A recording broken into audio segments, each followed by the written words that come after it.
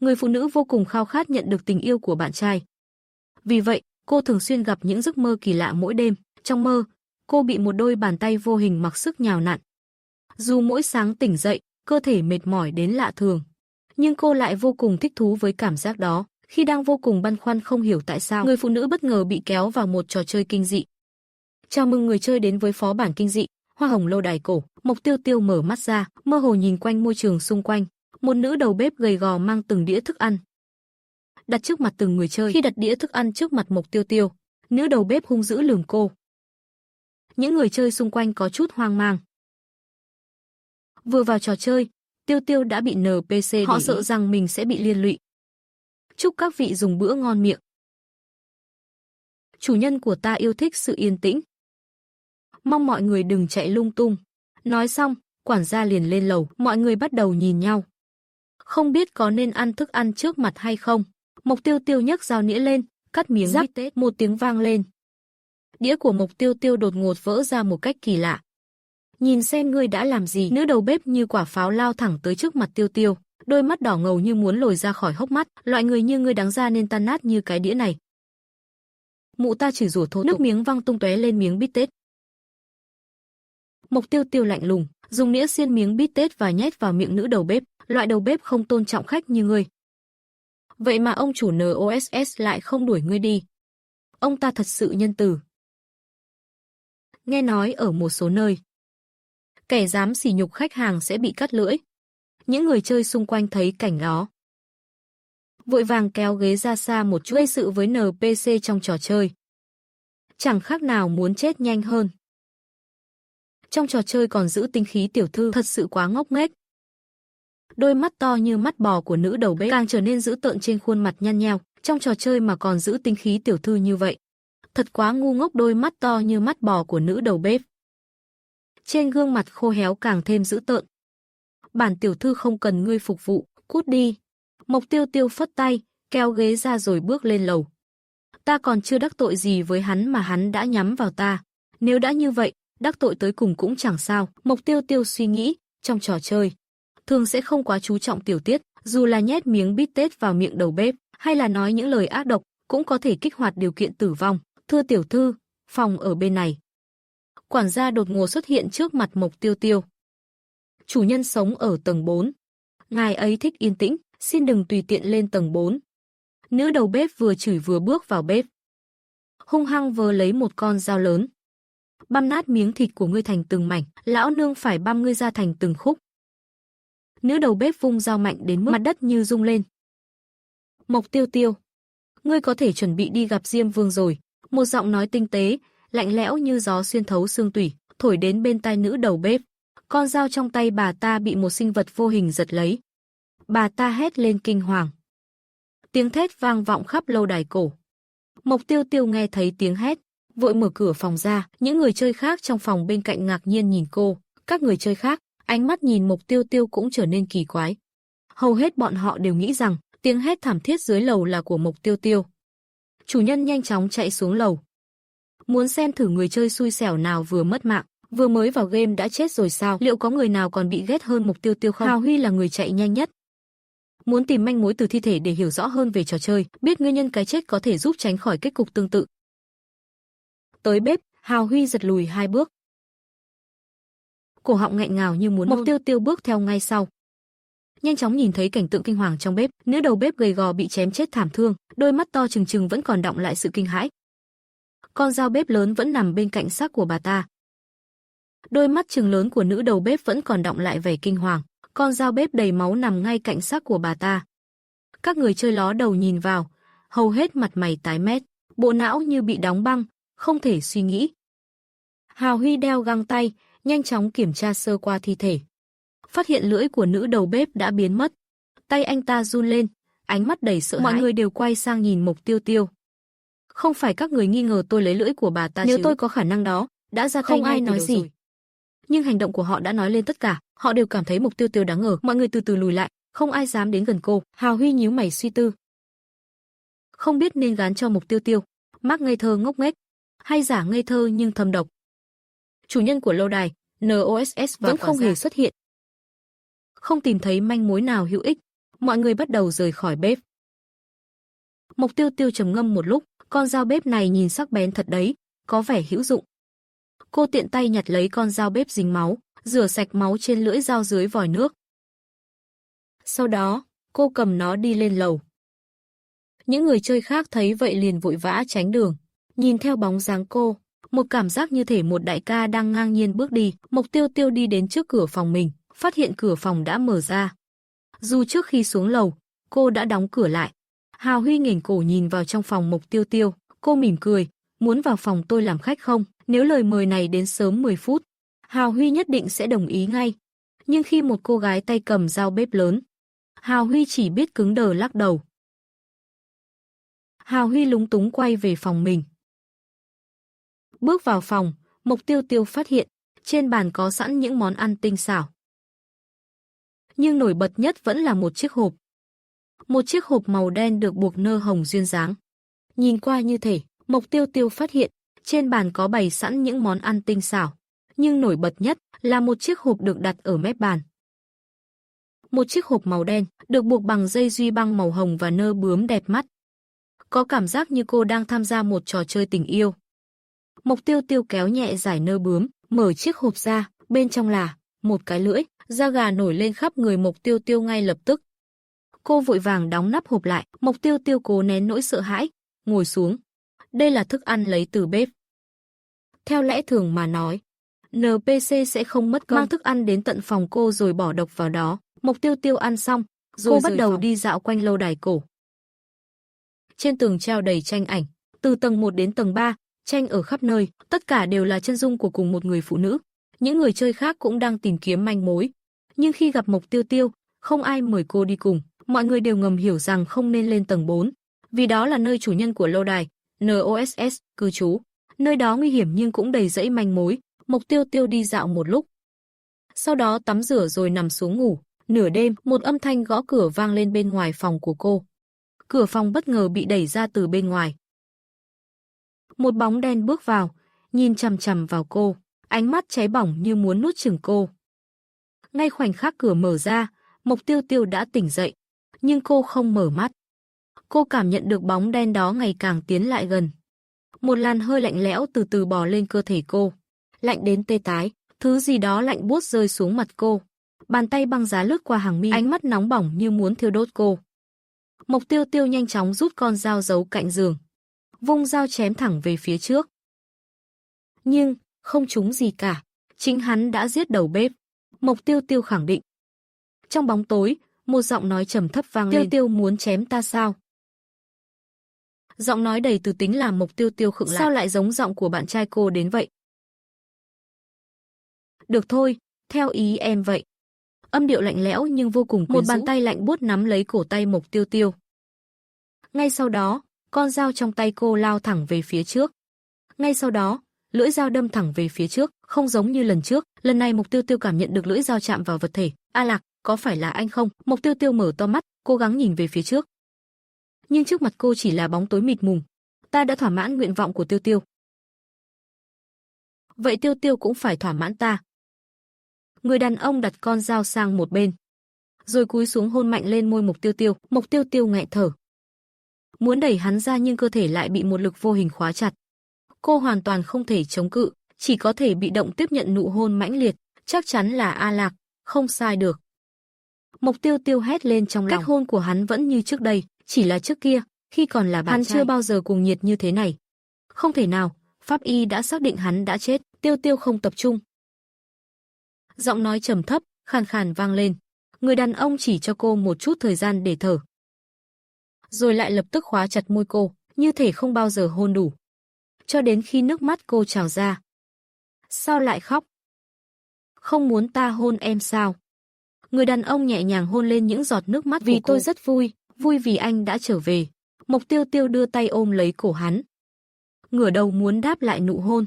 Nhưng trong bóng tối cô không thể nhìn thấy gì. Môi cô dường như chỉ chạm vào chóp mũi của hắn. Người đàn ông bị hành động của cô làm vui vẻ, tiếng cười của hắn trầm thấp, dễ nghe, ngọt ngào như giọng của một phát thanh viên đêm khuya. Vui như vậy thì dùng nụ hôn để ăn mừng đi. Đột nhiên, bên ngoài vang lên tiếng hét, cửa phòng Mộc Tiêu Tiêu bị gõ mạnh. Có ai đó đang cố đập cửa xông vào. Người đàn ông bật cười lạnh lùng. rõ ràng rất không hài lòng với những kẻ bên ngoài. Mộc Tiêu Tiêu thì thầm, để tôi ra ngoài xem. Người đàn ông trả lời với chút không hài lòng, nhưng phải hôn thêm một cái. Mộc Tiêu Tiêu chu môi, khẽ mỉm cười ngọt ngào với hắn. Người đàn ông miễn cưỡng trả lời. Hôn thêm một cái nữa đi, Mộc Tiêu Tiêu chu môi. Nở một nụ cười ngọt ngào với hắn, trước đây, cô rất ít khi dỗ dành bạn trai, đều là bạn trai dỗ dành cô. Dù trong lòng cô đã chắc chắn rằng hắn chính là bạn trai của cô. Nhưng trạng thái hiện tại của hắn có gì đó không bình thường. Người đàn ông khẽ chạm môi cô. Hài lòng đến mức cả nhiệt độ cơ thể hắn cũng tăng lên. Đầu bếp là do anh giết sao? Bà ta dám lớn tiếng với em. Đáng ghét. Mộc Tiêu Tiêu mở cửa. Ngoài cửa là Hào Huy. Hào Huy nhìn Mộc Tiêu Tiêu đầy ngạc nhiên. Khí chất của cô dường như đã thay đổi. Nếu bình thường, cô trông sạch sẽ như búp bê pha lê, thì tối nay lại mang theo chút mê hoặc. Gò má và đôi môi đỏ mọng, hấp dẫn đến lạ thường, một vẻ đẹp mềm mại, dịu dàng, ai mà không muốn ôm vào lòng để yêu thương, cưng chiều. Hơi thở của Hào Huy trở nên gấp gáp, ánh mắt như bị hút chặt vào Mộc Tiêu Tiêu. Phần eo và vai của Mộc Tiêu Tiêu đột ngột cảm thấy lạnh lẽo. Là vòng tay lạnh giá của A Lạc trong trạng thái hồn ma đang ôm lấy cô, cầm hắn tựa lên vai cô. Một luồng gió lạnh thổi về phía Hào Huy, khiến tóc anh ta dựng đứng lên. Cả người Hào Huy bị hất văng, đập vào cánh cửa đối diện. Các người chơi khác nghe tiếng động chạy đến. Thấy Hào Huy ngồi bệt dưới đất, la hét liên hồi. Trong khi Mộc Tiêu Tiêu đứng thẳng người. Đôi mắt như đang nhìn vào khoảng không, một vài người nhận ra trạng thái của cô rất kỳ lạ. Nhưng không ai dám nhìn lâu hơn. Mộc Tiêu Tiêu nhéo nhẹ bàn tay lạnh lẽo đang ôm lấy eo mình. A Lạc, đừng nghịch nữa. Hắn chỉ dám chơi xấu vì người khác không nhìn thấy hắn. Ai? Hào Huy hoảng hốt nhìn xung quanh.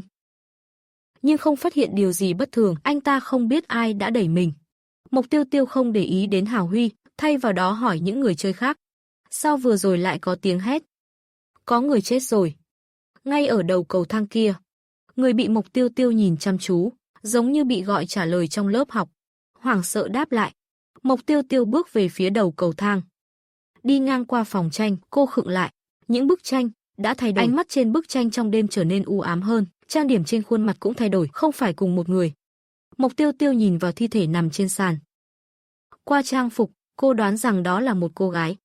Nhưng làn da nhăn nheo như một người già. Thực sự giống hệt một lão bà. Một vài người chơi đang bàn luận về tình trạng của người chết. Dưới móng tay của cô ấy có cánh hoa. Là cánh hoa hồng phải không? Đúng lúc đó, luồng khí lạnh bám lấy eo Mộc Tiêu Tiêu đột ngột biến mất. A Lạc, đã biến mất. Thưa các vị khách quý, trời đã khuya rồi. Sao vẫn chưa nghỉ ngơi? Quản gia từ trên lầu bước xuống. Một cách thản nhiên, hắn túm lấy cổ chân của thi thể. Lôi xuống dưới lầu. Ngươi định mang cô ấy đi đâu? Một người chơi khác quay sang Mộc Tiêu Tiêu, giơ ngón cái lên. Mộc tỷ, chị thật gan dạ.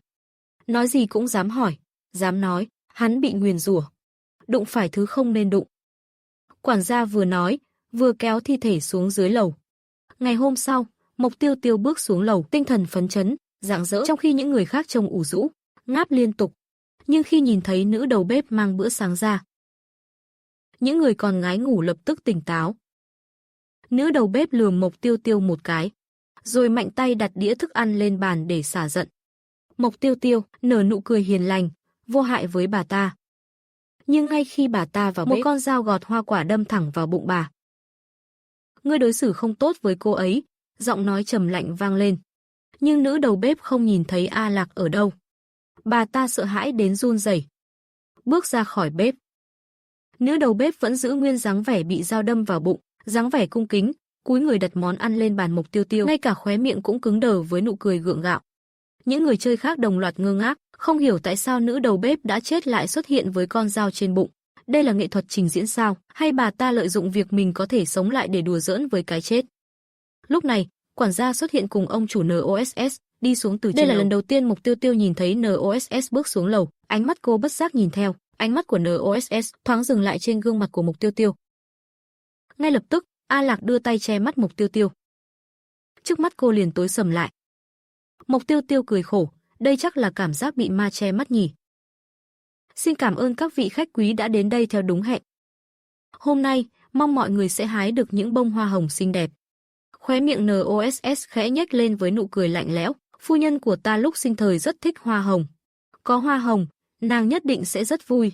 Nghe đến việc hái hoa hồng, phần lớn người chơi chỉ biết cười khổ.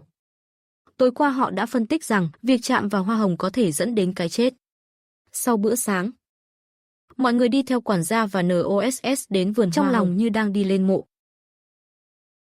Vườn hoa hồng rất lớn, nhưng nếu nhìn kỹ, phần lớn hoa hồng đã héo úa.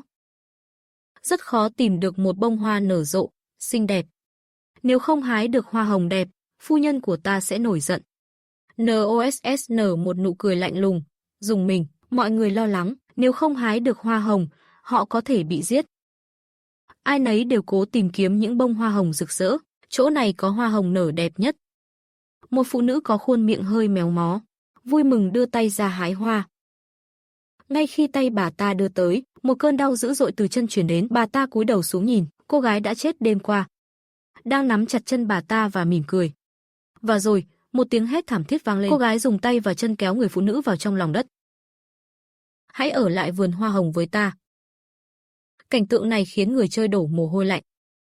Nhưng không ai dám di chuyển, sợ rằng sẽ dẫm lên mạng nhện và bị xử tử. Hoa hồng được bón phân mới luôn nở đẹp hơn. NOSS nhìn vào những bông hoa đỏ thắm kia với vẻ hài lòng.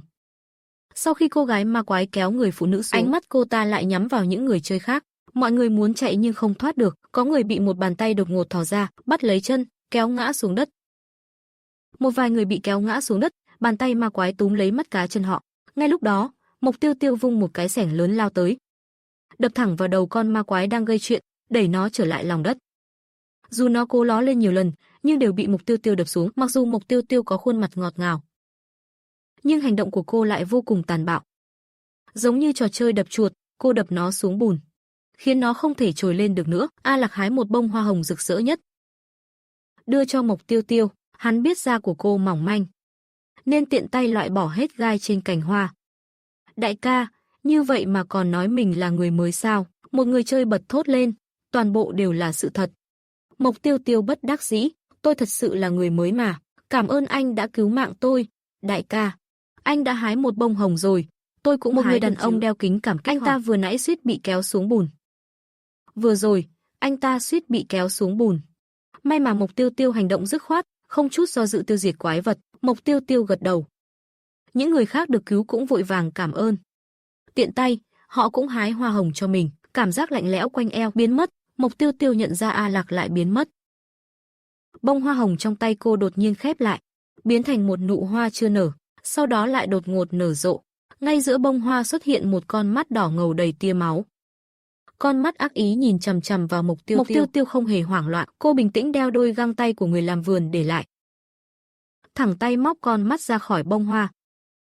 Con mắt không cam lòng, rồi biến mất. Con mắt này xuất hiện chỉ để dọa mình thôi. Một khi bị dọa, dễ mắc sai lầm. Sau khi Mộc Tiêu Tiêu xử lý, những người chơi khác cũng gặp vấn đề tương tự với hoa của mình. Những người nhát gan hét lên hoảng sợ và vội vã ném hoa hồng đi. Hoa hồng rơi xuống đất lập tức héo úa. Xin mời các vị khách mang hoa hồng lại đây. Chủ nhân của ta không thể chờ lâu hơn được nữa. Những người chưa hái được hoa hồng buộc phải nhanh chóng chọn một bông cho mình. Xin hãy đưa hoa hồng cho tôi. Quản gia lại xuất hiện lần nữa. Một vài người chơi lo lắng, cẩn thận đưa hoa cho quản gia. Hoa của họ không đẹp, cánh hoa hơi khô héo, cánh hoa quằn lại, nhợt nhạt như một mỹ nhân. Đóa hoa của cô là đẹp nhất. NOSS bước tới chỗ Mộc Tiêu Tiêu. Xin hãy đưa hoa cho tôi, thưa tiểu thư. Phu nhân của tôi chắc chắn sẽ rất thích bông hoa này. Ánh mắt hắn lướt qua làn da trắng muốt của Mộc Tiêu Tiêu, trong mắt lóe lên một tia tiếc nuối, không thể xử lý một mỹ nhân xinh đẹp như thế này. Thật là đáng tiếc. Mộc Tiêu Tiêu đưa bông hoa hồng cho NOSS. Ngay khoảnh khắc hắn chạm vào, một chiếc gai đâm vào tay hắn. Đây chính là bông hoa A Lạc đã tặng cho Mộc Tiêu Tiêu, bất cứ ai khác chạm vào đều bị gai đâm. Thật đáng tiếc khi không thể xử lý cô. Mộc Tiêu Tiêu đưa bông hoa hồng cho NOSS. Ngay khoảnh khắc NOSS chạm vào bông hoa, gai hoa đâm xuyên qua tay hắn. Đây chính là bông hoa A Lạc đã tặng cho Mộc Tiêu Tiêu. Bất cứ ai khác chạm vào đều bị gai đâm. Hơi thở này. NOSS trừng mắt nhìn vào lòng bàn tay đang bị đâm. Không, không thể nào. Ánh mắt hắn lập tức chuyển sang nhìn kỹ Mộc Tiêu Tiêu. Mộc Tiêu Tiêu chỉ nhìn NOSS với ánh mắt ngây thơ. Hoa hồng trong vườn thật nguy hiểm. NOSS nở nụ cười lạnh, đưa hoa cho quản gia. Quản gia nhận lấy hoa từ những người chơi khác và đưa cho NOSS. NOSS cầm lấy bó hoa, nhanh chóng rút ra vài bông không đủ đẹp và thẳng tay ném chúng xuống đất. Những người chơi nhận ra hoa của họ bị ném đi, lập tức hoảng sợ đến cực điểm.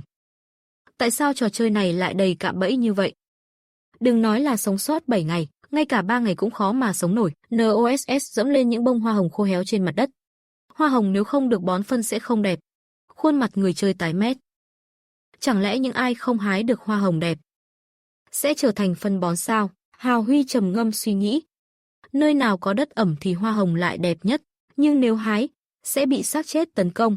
Ngược lại, hoa đẹp nhất thì lại dễ bị NOSS để ý. Thưa tiểu thư, chắc hẳn cô hiểu điều này rất rõ. Bông hoa cô hái là đẹp nhất.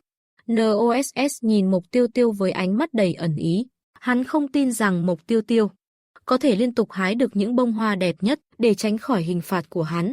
Khi quản gia và NOSS rời đi, bầu không khí căng thẳng mới dần lắng xuống. Mộc tỷ, em có thể đi theo chị được không? Một cô gái tóc xoăn gợn sóng xinh đẹp, nhìn Mộc Tiêu Tiêu với ánh mắt như nhìn thấy Mộc tiểu thư, tôi cũng muốn ở cùng nhóm với chị. Những người chơi không hái được hoa hồng đẹp lập tức bu lấy Mộc Tiêu Tiêu. Họ liên tục bày tỏ mong muốn đi cùng cô. Tôi không phải vệ sĩ của các người. Tại sao tôi phải giúp đỡ mọi người mà không được gì? Chắc chắn chị có bí quyết sống sót nào đó. Nếu không, sao đầu bếp lại thay đổi thái độ với chị? Chị lợi hại như vậy mà còn đòi phí giúp đỡ sao? Đúng là phí một gương mặt xinh đẹp mà lạnh lùng. Một gã đàn ông thấp bé, gầy gò bất mãn hét lên. Ngay lập tức, cô gái tóc xoăn vung tay, tát vào mặt gã đàn ông gầy. Mộc tỷ không phải là mẹ của anh, đâu có nghĩa vụ phải yêu thương anh vô điều kiện. Phi, ví dụ của tôi đúng là quá lố với gen của Mộc tỷ. Làm sao lại sinh ra một đứa con xấu xí như anh được? Gã đàn ông thấp bé giận dữ, giơ tay muốn đánh lại cô gái tóc xoăn, nhưng Mộc Tiêu Tiêu nhanh chóng đá hắn ngã xuống đất. Mộc tỷ, em đã tìm thấy một số manh mối trong lâu đài, chắc chắn sẽ hữu ích cho chị. Cô gái tóc xoăn nhìn Mộc Tiêu Tiêu với ánh mắt thêm kiên định trong việc bám theo cô. Cô ấy quyết tâm trở thành người theo đuôi đại ca. Được rồi, đi thôi. Mộc Tiêu Tiêu gật đầu. Cô gái tóc xoăn nhanh chóng bước theo cô. Em tên là Tiêu Giao. Mộc tỷ có thể gọi em là Giao Giao. Vừa vào phòng, Tiêu Giao lấy ra 2 bức ảnh đưa cho Mộc Tiêu Tiêu. Nhìn này, đây là ảnh của NOSS và phu nhân Carrie khi còn trẻ. Và đây, NOSS đã trở thành một người đàn ông trung niên. Nhưng người phụ nữ bên cạnh hắn vẫn trẻ trung. Mặt sau của bức ảnh còn có chữ. Những dòng chữ dày đặc, chỉ có một từ lặp đi lặp lại. Chết đi, chết đi, chết đi. Mộc Tiêu Tiêu ngay lập tức nhận ra ý nghĩa. Carrie là vợ cả của NOSS. Người phụ nữ trẻ trong bức ảnh thứ hai là người thứ hai. Carrie căm ghét cô gái trẻ đẹp này. Chị thông minh thật đấy, Tiêu Giao thốt lên đầy thán phục. Chị thông minh quá đi. Ban đầu em cứ nghĩ là Carrie đã dùng tà thuật để giữ mãi tuổi xuân, luôn trẻ trung bất tử. Tôi chỉ nhìn thấy dòng chữ đầy oán hận ở mặt sau bức ảnh, nên mới nghĩ đến sự phẫn nộ của người vợ cả. Mộc Tiêu Tiêu chỉ vào hình ảnh của NOSS trên bức ảnh. Gã đàn ông tồi, khi Carrie không còn trẻ trung nữa, hắn đã tìm một cô gái trẻ xinh đẹp giống với Carrie lúc trẻ. Bức tranh cô gái ban ngày là người vợ thứ hai, trong khi bức tranh với ánh mắt u sầu vào ban đêm chính là phu nhân Carrie. Cô gái bị giết vào ban đêm, da của cô ấy trở nên nhăn nheo. Chắc chắn là tác phẩm của phu nhân Carrie. Khi Tiêu Giao định bước ra khỏi phòng cùng Mộc Tiêu Tiêu, một bàn tay trắng bệch bất ngờ thò ra từ dưới sàn, túm lấy chân của cô. Tiêu Giao ngã xuống đất, miệng bị bịt chặt, hàng chục bàn tay khác từ dưới sàn thò ra, giữ chặt lấy cơ thể cô. Chúng cô kéo cô xuống dưới. Mộc Tiêu Tiêu bình tĩnh nhặt con dao làm bếp cạnh giường, lạnh lùng chặt đứt tất cả những cánh tay đó. Tiêu Giao được tự do, thở phào nhẹ nhõm. Mộc tỷ, chị đúng là một sát thủ không cảm xúc, chị là sát thủ chuyên nghiệp à? Mộc Tiêu Tiêu nhướng mày, đùa lại, không, nhưng nếu em muốn sống thì nên làm việc theo nhóm. Em hãy tìm vài người chơi nữa đến đây, mục tiêu của tôi là bón phân cho hoa hồng. Tiêu Giao lập tức hiểu ra, những bông hoa hồng đạt chuẩn đã sắp hết. Nếu chúng ta dùng xác ma quái để bón phân, ngày mai, nếu NOSS lại bắt chúng ta hái hoa, chúng ta chắc chắn sẽ hái được những bông hoa đẹp. Tiêu Giao có khả năng giao tiếp tốt. Cô nhanh chóng kéo theo 2 người chơi nam đến giúp. Những người chơi khác ngạc nhiên. Không ngờ còn có cách này nữa sao? Mộc tỷ, lúc trước khi chị nói với NOSS rằng mình biết chăm hoa, chị đã nghĩ đến việc dùng xác ma quái làm phân bón sao? Tiêu Giao hỏi. Đúng vậy, ban đầu, tôi định cho bà đầu bếp ra nằm trong vườn hoa hồng mỗi đêm. Dù sao bà ta cũng không thể chết thật, và sẽ liên tục xuất hiện trở lại. Chủ nhân nói rằng cô thật xuất sắc. Quản gia tiến đến truyền đạt lại lời của NOSS. Mộc Tiêu Tiêu khẽ mỉm cười. Đám người chơi ôm mộng bám theo cô cũng dần tan rã. Tiêu Giao còn đặc biệt mang chăn vào phòng Mộc Tiêu Tiêu ngủ. Nhưng rất tự giác, cô chỉ trải chăn xuống sàn làm giường ngủ. Đêm đến, Mộc Tiêu Tiêu và Tiêu Giao cùng nhau quan sát bức tranh bên ngoài. Quả nhiên, bức tranh đêm tối khác với ban ngày, gương mặt trong tranh nở nụ cười quái dị.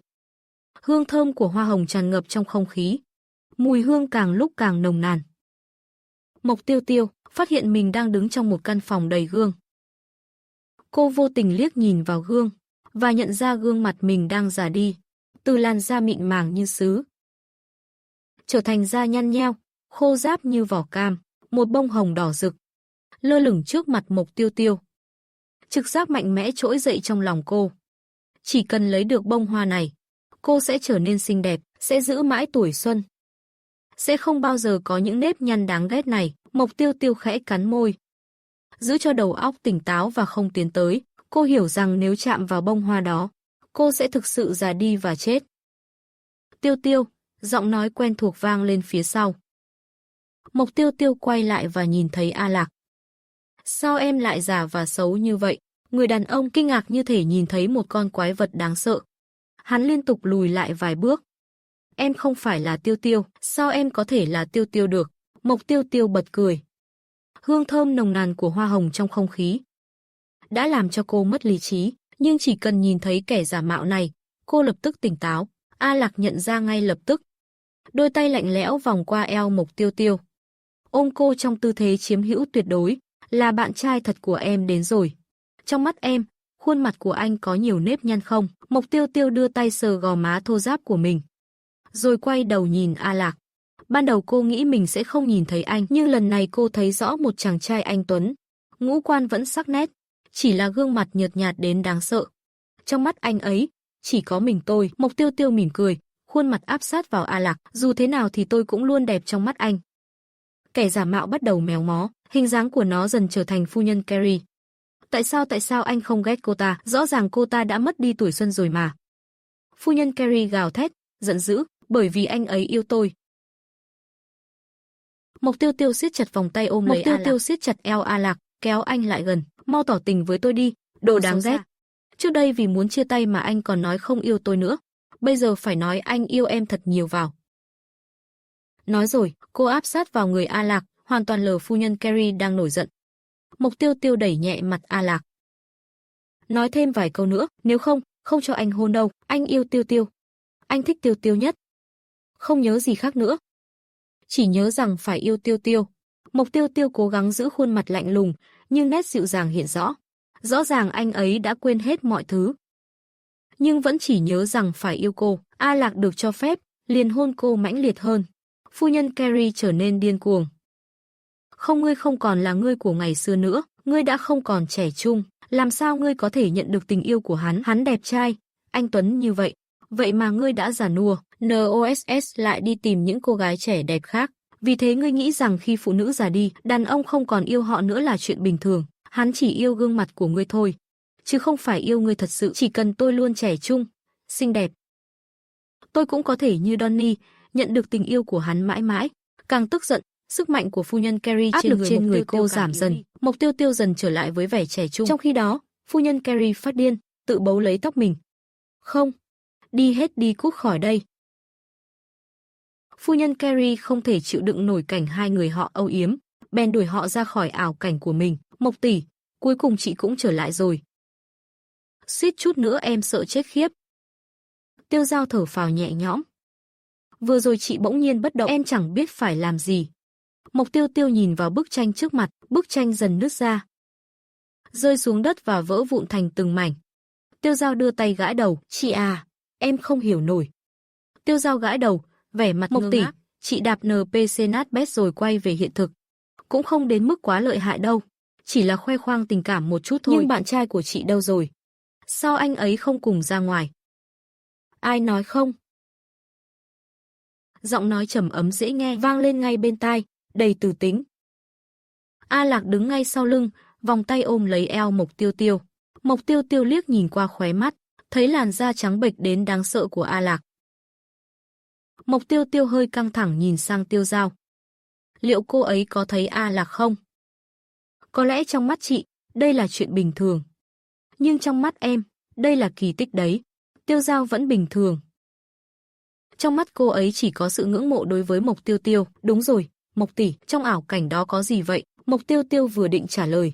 Đôi môi cô đã bị A Lạc chiếm lấy. Tiêu Giao chỉ cảm thấy đôi môi của Mộc Tiêu Tiêu trở nên đỏ mọng quyến rũ hơn.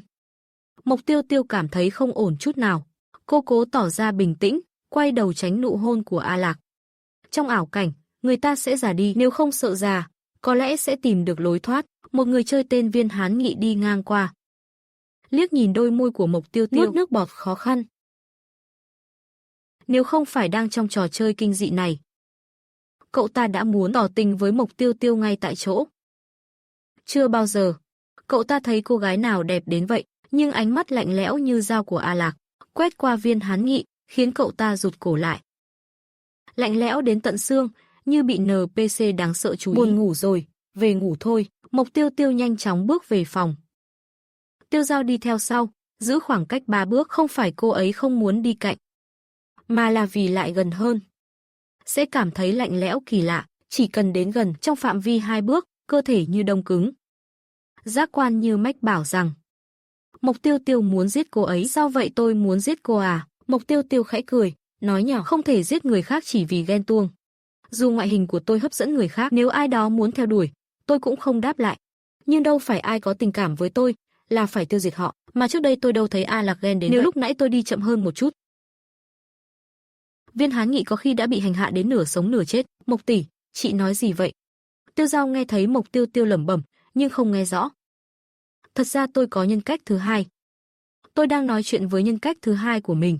Wow, đại tỷ quả nhiên là đại tỷ. Ngay cả bệnh cũng ngầu đến đáng sợ. Tiêu Tiêu đã có tôi, còn muốn ai khác sao? A Lạc khẽ thở dài, giọng đầy uất ức. Tiêu Giao rùng mình, da gà nổi lên. Cô hoảng hốt nhìn quanh, nghĩ rằng có ma quái trong lâu đài. Ánh mắt Mộc Tiêu Tiêu đầy dịu dàng, sâu lắng. Trong mắt tôi, chỉ có anh. Tiêu Giao nghe thấy Mộc Tiêu Tiêu thì thầm, nhắc nhở. Hình như lại có quái vật nào đó sắp xuất hiện rồi. Không sao, Mộc Tiêu Tiêu bước vào phòng. Lát nữa tôi và nhân cách thứ hai của có thể sẽ phải đánh nhau đấy. Tiếng động có thể hơi lớn, nhưng cô đừng bận tâm, nhân cách đa dạng mà còn tự đánh nhau nữa sao? Đúng là hiếm thấy thật. Mộc Tiêu Tiêu kéo màn giường hoa lệ xuống. Tiêu Giao nằm trên sàn nhà. Đột nhiên cô thấy có hai cái bóng, may mà Tiêu Giao kịp bịt miệng, nếu không đã hét toáng lên. Rõ ràng bóng người cao lớn trên giường là một người đàn ông tóc ngắn. Nhân cách thứ hai của Mộc tỷ là một đại soái ca sao. Trước khi não bộ Tiêu Giao kịp xử lý hết thông tin, cô thấy người đàn ông kia cúi xuống. Hắn hôn Mộc tỷ. Chuyện này có phải nội dung cao cấp không? Tiêu Giao kích động muốn hét gọi mẹ, nhưng ngay sau đó, Mộc tỷ bất ngờ phản công. Cô lật người, chiếm thế chủ động, chỉ thấy bàn tay cô nắm lấy cổ áo đối phương, hôn lại thật mạnh mẽ, quyết liệt. Đây là phần thưởng không cần trả phí sao? Tiêu Giao sắp hét lên vì phấn khích. Không lẽ đây là nội dung đặc biệt dành cho khách VIP? Mộc tỷ mạnh mẽ áp chế đối phương, lật người lên trên, làm cô nắm lấy cổ áo của hắn, kéo mạnh. Rồi hôn trả lại, quyết liệt không kém, quá bá khí rồi, Mộc tỷ của tôi. Tiêu Giao trong lòng như muốn vỗ tay tán thưởng Mộc Tiêu Tiêu. Tiếng thở gấp gáp đứt đoạn vang lên từ phía sau màn giường. Ánh mắt cô chăm chú theo dõi từng động tác, họ cuồng nhiệt, mãnh liệt, hoang dại. Khóe miệng Tiêu Giao rơi xuống giọt nước mắt cảm động. Cảnh tượng kích thích như vậy, cô lại may mắn được chứng kiến. Dù chỉ là bóng hình mờ ảo đằng sau màn, nhưng đủ để cô tưởng tượng ra một câu chuyện đầy đam mê. Thậm chí là một tiểu thuyết lãng mạn trọn vẹn. Tiêu Tiêu. Bên Lạc ôm chặt Mộc Tiêu Tiêu trong lòng, hơi thở đầy nóng bỏng. Tiêu Tiêu, hơi thở của em loạn rồi, người tốt không nên tùy tiện giết. Tôi không muốn Bên Lạc khi tỉnh táo sẽ cảm thấy áy náy vì giết người vô cớ. Nghe lời em, anh sẽ không giết bừa nữa. Nghe theo em, ngón tay Bên Lạc lướt nhẹ trên đôi môi đầy đặn của cô. Anh mỉm cười, hài lòng khi được cô đáp lại. Nghe theo Tiêu Tiêu. Sáng hôm sau, khi tỉnh dậy, Mộc Tiêu Tiêu không còn thấy Bên Lạc đâu. Dù đã đoán trước điều này, nhưng cô vẫn thấy hụt hẫng. Tiêu Giao xuất hiện với đôi mắt thâm quầng. Mộc tỷ, buổi sáng tốt lành. Tối qua em phấn khích đến không ngủ nổi. Mộc tỷ, mặc dù tình cảm của hai người có phần khác, nhưng em hoàn toàn ủng hộ hai người. Em tin rằng hai người sẽ luôn hạnh phúc bên nhau. Mộc Tiêu Tiêu bật cười, cảm ơn Tiêu Giao. Nụ cười của cô khiến Tiêu Giao muốn khóc. Đúng là tình yêu của đại tỷ không giống người thường. Ai có thể xứng đôi với đại tỷ ngoài chính đại tỷ Mộc Tiêu Tiêu cùng Tiêu Giao đi xuống tầng, họ gặp phải quản gia và đầu bếp. Chỉ có bánh mì khô cứng như đá thôi sao? Đến chó cũng không ăn nổi, thế này thì ăn sao được? Đầu bếp cười lạnh nhạt. Vẻ mặt bà ta đầy khinh thường, ngạo mạn. Bọn họ bị chủ nhân trừng phạt, chỉ đáng bị đối xử tệ hại thế này. Khi Mộc Tiêu Tiêu bước tới gần, mọi ánh mắt đều đổ dồn vào cô. Cô lại muốn gây chuyện gì nữa đây? Đầu bếp khinh bỉ hỏi, giọng đầy khiêu khích. Mộc Tiêu Tiêu mỉm cười, đôi mắt sắc lạnh. Đầu bếp, bà không ngại thử xem sao? Cả căn phòng bỗng chốc im lặng, căng thẳng đến ngột ngạt. Được rồi, để tôi cho bà biết ai mới là người quyết định ở đây. Mộc Tiêu Tiêu tiến tới gần bà ta, ánh mắt lạnh lẽo. Đầu bếp sợ hãi nuốt nước bọt. Ngay lập tức biến thành một kẻ nhút nhát, bà ta run rẩy, bưng tới một bữa sáng tinh tế. Gương mặt cười nịnh nọt hướng về phía Mộc Tiêu Tiêu. Tiêu Tiêu tiểu thư, có yêu cầu gì nữa không? Nói xong, bà ta vội vàng chuồn mất. Trời đất ơi! Cái bánh mì này đủ cứng để làm gãy răng tôi. Tiêu Giao thử cắn một miếng. Bánh mì thật sự rất cứng. Không chỉ đau răng, mà còn làm sức cả họng. Trong bếp chắc còn gì ăn được. Mộc Tiêu Tiêu đứng dậy. Tiêu Giao cảm động suýt khóc, vội vàng chạy theo Mộc Tiêu Tiêu. Không thấy bóng dáng đầu bếp đâu. Mộc Tiêu Tiêu chọn lấy một vài món có thể ăn được cho Tiêu Giao. Những người khác thấy vậy liền muốn vào bếp tìm thức ăn, nhưng không tìm được gì nhiều. Quản gia bỗng nhiên xuất hiện như một bóng ma trước mặt mọi người. Các vị, đã đến lúc đi hái hoa hồng rồi. Lần này, ông chủ NOSS không xuất hiện, bởi vì đêm qua, phân bón đã đủ. Số lượng hoa nở đã đủ để hái. Mọi người đều chăm chú quan sát Mộc Tiêu Tiêu, chuẩn bị để nhặt nhạnh nếu có thể. Mộc Tiêu Tiêu ngồi trên chiếc ghế gỗ, ngắm nhìn vườn hoa, giống như một tiểu thư quý tộc đang thưởng hoa. Nếu bỏ qua chiếc xẻng trên tay cô ấy, thì đúng là dáng vẻ tiểu thư thật. Tiểu thư, sao cô không hái hoa? Đào Huy hỏi với vẻ tò mò. Mộc Tiêu Tiêu vén tóc ra sau tai, cười khẩy. Tôi hái trước, để người khác hưởng lợi sao? Còn lâu nhé. Không tự mình đánh quái hái hoa, còn muốn ngồi không hưởng lợi. Quản gia mỉm cười đầy ẩn ý. Cô có thể hái muộn một chút, không sao cả, còn những người khác thì nên chăm chỉ một chút. Biết không thể nhặt nhạnh được gì, những người khác đành phải cầm vũ khí, tự mình đi hái hoa. Thấy mọi người đã bắt đầu di chuyển, Mộc Tiêu Tiêu mới thong thả tiến vào vườn hồng. Tiêu Giao cũng không có ý định dựa dẫm. Cô hăng hái vung dao giết quái, nơi Mộc Tiêu Tiêu bước qua, những bàn tay dưới đất lặng lẽ rút xuống, nhường đường cho cô hái hoa, nhưng rồi vô số bàn tay lại bất ngờ trồi lên khỏi mặt đất, muốn ngăn cản. Sao đột nhiên có nhiều bàn tay tấn công Mộc Tiêu Tiêu thế này? Bên Tiêu Giao thì lại nhẹ nhàng hơn hẳn. Có vẻ như tất cả đều tập trung vào Mộc Tiêu Tiêu rồi. Tiêu Giao vội vàng chạy tới giúp. Ngay sau đó, một gã đàn ông gầy gò đột ngột từ dưới đất chui lên. Hàm răng sắc nhọn như cá mập lao về phía Mộc Tiêu Tiêu. Tên này rõ ràng đã trở thành phân bón hoa hồng, giờ lại muốn trả thù Mộc Tiêu Tiêu. Thêm một lần chết nữa thôi. Mộc Tiêu Tiêu lạnh lùng ra tay, tiễn hắn lên đường. Lần này hái hoa hồng diễn ra suôn sẻ. Những bông hoa hái được đều nở rộ rất đẹp. Ông chủ NOSS nói sẽ không cung cấp thêm phân bón nữa. Mộc Tiêu Tiêu nghĩ tới đầu bếp đột nhiên biến mất. Ánh mắt cô dừng lại trên người quản gia. Quản gia cảm nhận được áp lực. Sau khi quản gia cầm hoa rời đi, nhiều người chơi bắt đầu hoảng loạn. Không còn phân bón thì phải làm sao đây? Cô tiểu thư, phải làm gì bây giờ? Một người chơi nhìn Mộc Tiêu Tiêu với ánh mắt đầy hy vọng. Mộc Tiêu Tiêu lạnh lùng đáp lại, chết đi thì đừng hỏi. Người chơi bị hỏi như bị đóng băng, không dám lên tiếng nữa. Boss của trò chơi đâu phải dễ dàng bị tiêu diệt. Mọi người chỉ còn biết hy vọng tìm được manh mối trong lâu đài cổ. Nếu may mắn, có thể tìm thấy điểm yếu của boss. Màn đêm buông xuống, trên tầng 4 phát ra tiếng động dữ dội. Tiếng như đang phá nhà vậy. Cả lâu đài rung chuyển. Người chơi từ trong phòng đổ xô ra ngoài. Là động đất sao? Là tầng 4, mau qua đó xem. Hình như ông chủ NOSS đang đánh nhau với ai, không lẽ là Mộc Tiêu Tiêu đang solo boss sao? Mọi người chen chúc ở cầu thang, nhìn về phía tầng 4. Nhưng không ai dám tiến tới. Ai đang đánh với boss vậy? Tiêu Giao quay đầu nhìn. Thấy Mộc Tiêu Tiêu đang đứng cạnh mình.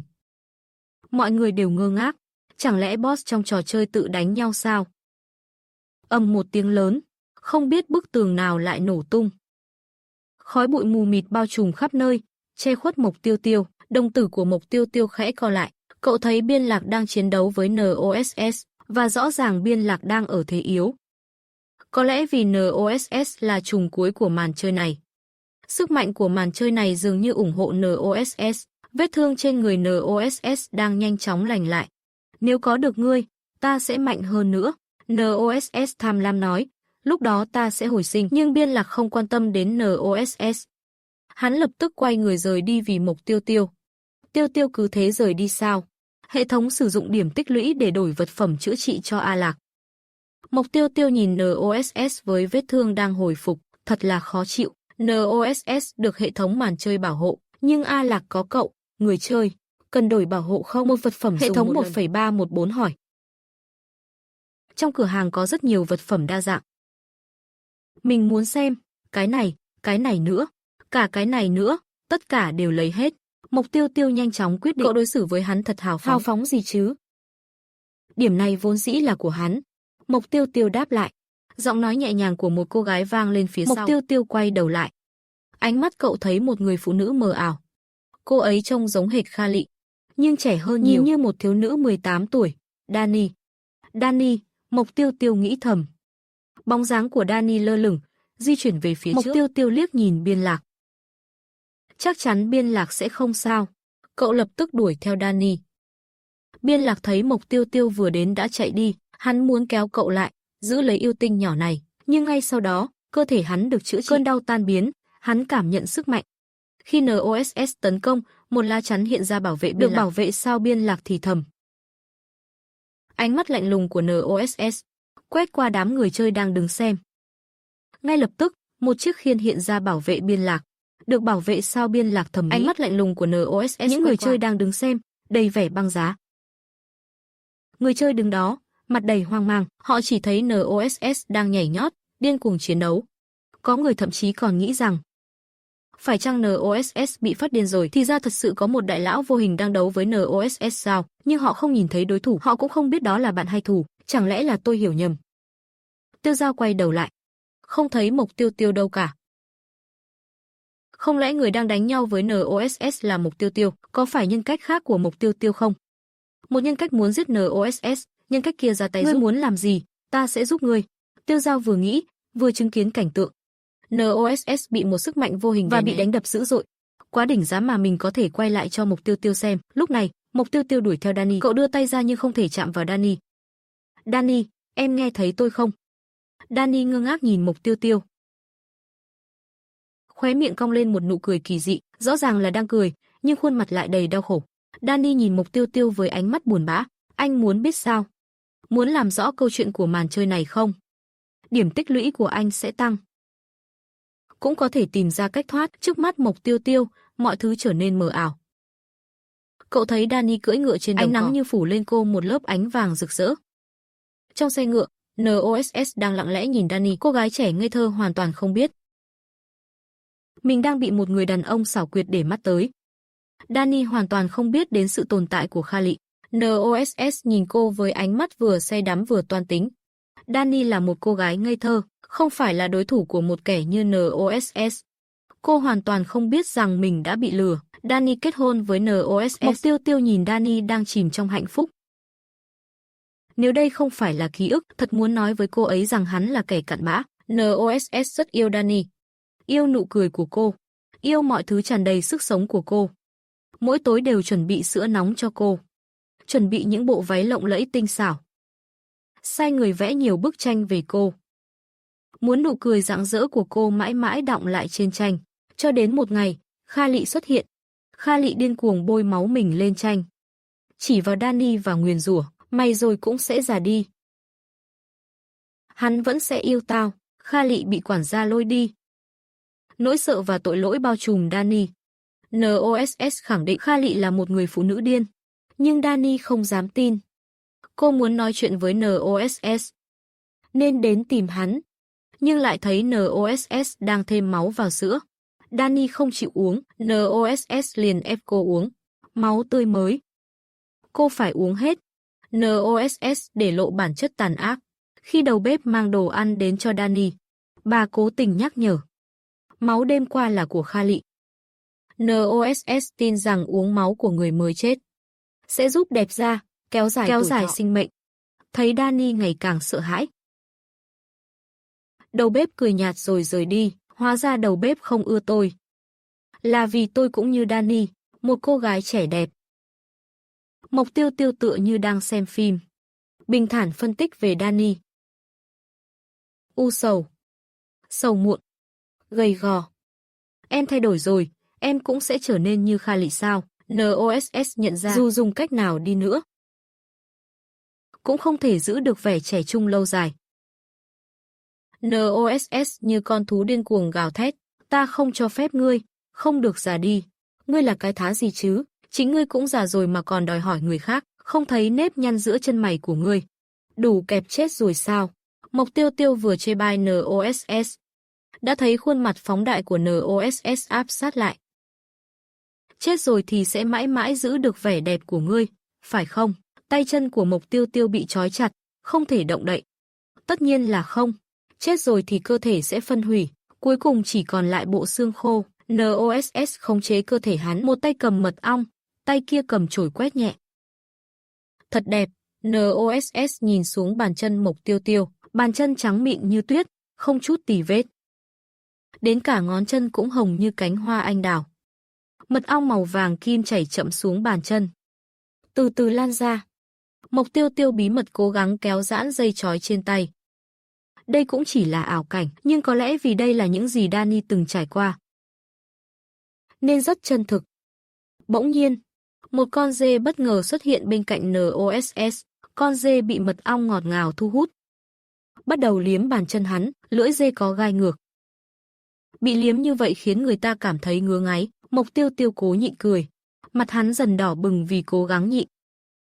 Hình phạt cười đến chết là một kiểu tra tấn vô cùng đau đớn.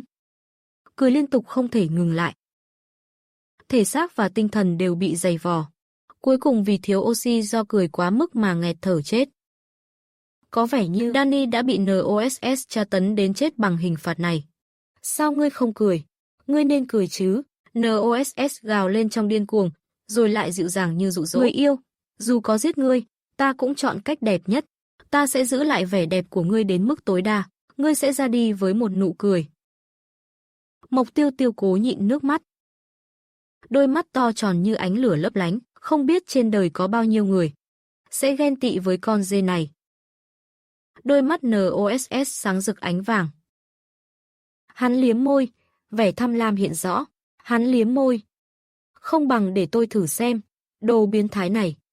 Tôi biết rõ NOSS này là giả, nhưng mọi thứ trong ảo cảnh đều dựa trên tính cách của NOSS phát triển. NOSS đẩy con dê ra, quỳ một chân trước mặt tôi. Gương mặt hắn càng ngày càng sát lại. Mộc Tiêu Tiêu ghê tởm trước vẻ mặt si mê của hắn. Cuối cùng tôi đã tháo được dây trói. Dù chân vẫn bị buộc, nhưng ít ra tay đã tự do, ít nhất có thể hành động. Chết đi ngay sau đó. Tôi dùng dây trói siết chặt cổ NOSS. Ngươi dám làm vậy với tôi? NOSS nắm lấy sợi dây, khuôn mặt đỏ bừng, cổ nổi gân xanh. Ngươi chê bai Kali vì già yếu, mê cái mới. Chết đi, tôi gằn giọng, tay siết chặt hơn. Ngươi lừa gạt Donnie rằng mình độc thân dù đã có gia đình. Chết đi, ngươi đã cướp đi quyền sống của cô ấy. Hơi thở của NOSS càng lúc càng gấp gáp. Tôi siết chặt dây đến mức bàn tay cũng đau nhức. Nhìn NOSS vùng vẫy yếu dần. Đột nhiên, sợi dây đứt. Mộc Tiêu Tiêu chết lặng trong giây lát. Trong ảo cảnh, ngay cả NOSS cũng được ưu ái sao? Ta sẽ bóp chết ngươi. NOSS đỏ mắt nhưng hắn chưa kịp chạm vào tôi. Đã bị Biên Lạc bất ngờ xuất hiện, kéo lại. A Lạc. Mộc Tiêu Tiêu mừng rỡ nhìn hắn. Tiêu Tiêu, nhắm mắt lại. Biên Lạc giận dữ nhìn NOSS. Bất cứ ai ức hiếp Tiêu Tiêu đều phải chết. Thân hình NOSS như tan chảy thành băng, cơ thể hắn từ từ biến mất. Mộc Tiêu Tiêu không nhắm mắt. Nhìn NOSS trong ảo cảnh biến mất. Tiêu Tiêu, đừng sợ. Hãy lại đây, ôm tôi một cái. Mộc Tiêu Tiêu giang tay ra với bạn trai. Khóe mắt và chóp mũi hắn hơi đỏ lên, trông như đang tủi thân. Cần được ôm ấp, dỗ dành. Biên Lạc ôm hắn vào lòng, vụng về an ủi. Đây chỉ là giả thôi, đã bị tiêu diệt rồi. Không cần sợ, hắn thật biến thái. Đã bị đánh bại rồi. Không sợ đâu, hắn thật sự là kẻ biến thái. Hắn còn muốn liếm chân của tôi. Mộc Tiêu Tiêu mách với bạn trai. Giọng nói mềm mại như bánh ngọt. Biên Lạc cúi đầu nhìn xuống chân của Mộc Tiêu Tiêu, như một bông hoa đào rơi trên lớp ngọc trong suốt. Ánh mắt hắn trở nên sâu thẳm, cảm nhận ánh nhìn nóng bỏng của hắn đọng trên chân mình. Mộc Tiêu Tiêu co ngón chân lại, dùng tay che mắt Biên Lạc. Sao anh cũng vậy nữa chứ? Ánh mắt anh, quá đáng lắm rồi, cậu nhỏ giọng trách móc. Nhưng thật ra không hề thấy khó chịu, chỉ là có chút ngại ngùng mà thôi.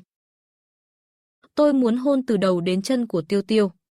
Biên Lạc nói thẳng thắn, không chút giấu giếm, giọng trầm thấp đầy mê hoặc làm tim Mộc Tiêu Tiêu đập nhanh. Ngay lúc này, Danny xuất hiện, hai người tình cảm thật tốt. Thế giới thực hiện về lại.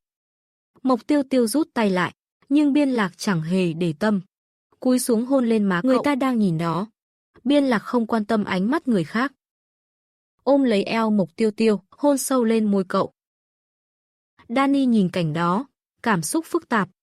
Nếu muốn có bảo vật giết chết NOSS, các người phải giúp tôi mang cơ thể ra ngoài. Mộc Tiêu Tiêu khẽ cắn môi ra hiệu cho hắn nhanh kết thúc. Biên Lạc liếc nhìn Danny, giọng lạnh nhạt. Cô muốn nhờ giúp thì đưa bảo vật ra trước. Mộc Tiêu Tiêu đồng ý với lời bạn trai, gật đầu. Cô chết rồi cũng không thể thoát khỏi NOSS. Muốn tự do thì cần có cơ thể. Danny tức giận đến phát khóc. Hai người vừa âu yếm vừa ra điều kiện với tôi. Không nói thì chúng tôi đi, không phí thời gian nữa. Cản trở anh ấy và Tiêu Tiêu, ôm hôn thân mật, chơi đùa vui vẻ.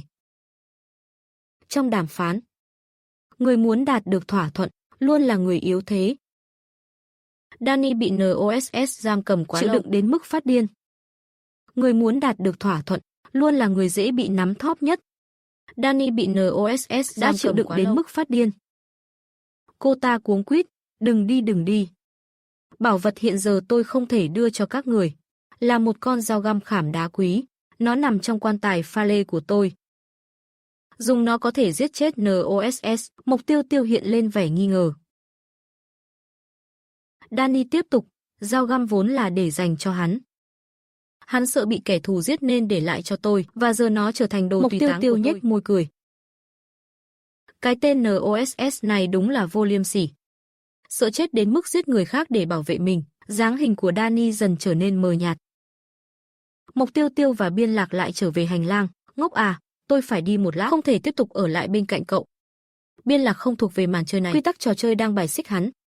Tôi ở đây, Tiêu Tiêu nhất định sẽ sống tốt. Đừng lo. Mộc Tiêu Tiêu khẽ gật đầu. Biên Lạc cúi xuống đặt một nụ hôn dịu dàng lên trán cậu. Ngủ ngon, hắn biến mất không dấu vết. Trên đường trở về phòng, Mộc Tiêu Tiêu thấy những bức tranh treo trên tường. Con ngươi trong tranh đều quay về phía cậu. Người phụ nữ trong tranh cười lạnh lùng với cậu. Chào buổi tối, Kha Lị. Cô biết Danny là tình nhân của NOSS. Người trong bức tranh khẽ run lên, trông đầy ngạc nhiên. Nghe nói cô chết vì cười đến chết. Cô biết cái chết đó đau đớn thế nào không? Từ nhịn cười đến cười lớn, cầu xin. Rồi buồn nôn không ngừng, nghẹn khóc. Thật sự yêu một người, sẽ không để người mình yêu chết trong đau đớn. Hắn không yêu Danny đâu. Kha Lị bật cười lạnh lùng, đầy tự đắc. Hắn vẫn yêu tôi. Không, hắn không yêu ai cả. Hắn chỉ yêu chính bản thân mình. Hắn giết Danny chỉ để duy trì vẻ đẹp. Cô yêu hắn đến thế, nhưng hắn chẳng hề quan tâm đến cô. Thật không đáng tiếc sao? Hắn không thèm nhìn cô lấy một lần. Tôi thật sự thấy đáng thương cho cô. Tôi sẽ mãi yêu hắn. Nói với tôi những điều này vô ích thôi. Đây gọi là yêu sao? Nếu cô thật sự yêu hắn, cô nên giữ hắn bên mình mãi mãi. Khiến hắn chỉ nhìn thấy mình cô. Khiến thế giới của hắn chỉ còn lại cô. Nhưng hắn chỉ nhìn Danny. Còn cô chỉ là một kẻ đáng thương. Luôn khát khao hắn quay đầu nhìn mình. Giữ hắn bên cạnh mình. Phu nhân Kha Lị ngẩn người. Trong đầu bà chưa từng nghĩ đến điều này. Mộc Tiêu Tiêu đã mở ra cho bà một lối đi mới. Chỉ khi đó hắn mới chú ý đến cô. Mộc Tiêu Tiêu nói đầy nham hiểm. Một kẻ ăn mày tình yêu. Nhưng lại dám đứng trước mặt hắn. Dùng dây trói chặt hắn. Nhốt hắn vào lồng. Không cho hắn chạy thoát. Nếu hắn không thể trốn thoát, hắn sẽ chỉ nghĩ đến cô. Phu nhân Kha Lị bỗng rạng rỡ hẳn lên. Đến mức cả khung tranh cũng rung chuyển. Đây là bí quyết để giữ người yêu mãi mãi sao? Mộc Tiêu Tiêu giữ vẻ mặt nghiêm túc. Tất nhiên, lâu dần hắn sẽ không thể rời xa tôi. Phu nhân Kha Lị bị hấp dẫn hoàn toàn. Bà ta cười lớn. Tiếng cười vang khắp lâu đài, khiến người ta nổi da gà. Các người chơi nghe thấy tiếng cười rùng rợn, họ lo lắng, NPC lại nổi điên sao? Dù biết nguy hiểm nhưng họ vẫn đi xem. Bởi không muốn chết mà không rõ lý do. Cậu đúng là một thiên tài. Phu nhân Kha Lị khen ngợi, từ bức tranh vươn ra những cánh tay để thưởng cho cậu, tôi sẽ lấy mạng cậu. Mỗi cánh tay đều cầm một bông hồng. Phu nhân Kha Lị ép Mộc Tiêu Tiêu nhận hoa hồng. Muốn cậu vi phạm quy tắc và chết dưới tay bà ta. Thủ đoạn cũng Mộc Tiêu Tiêu mỉa mai, lập tức bước vào tư thế chiến đấu. Cậu né tránh những cánh tay đưa hoa tới, nhảy lên, dẫm lên đám tay đó mà chạy.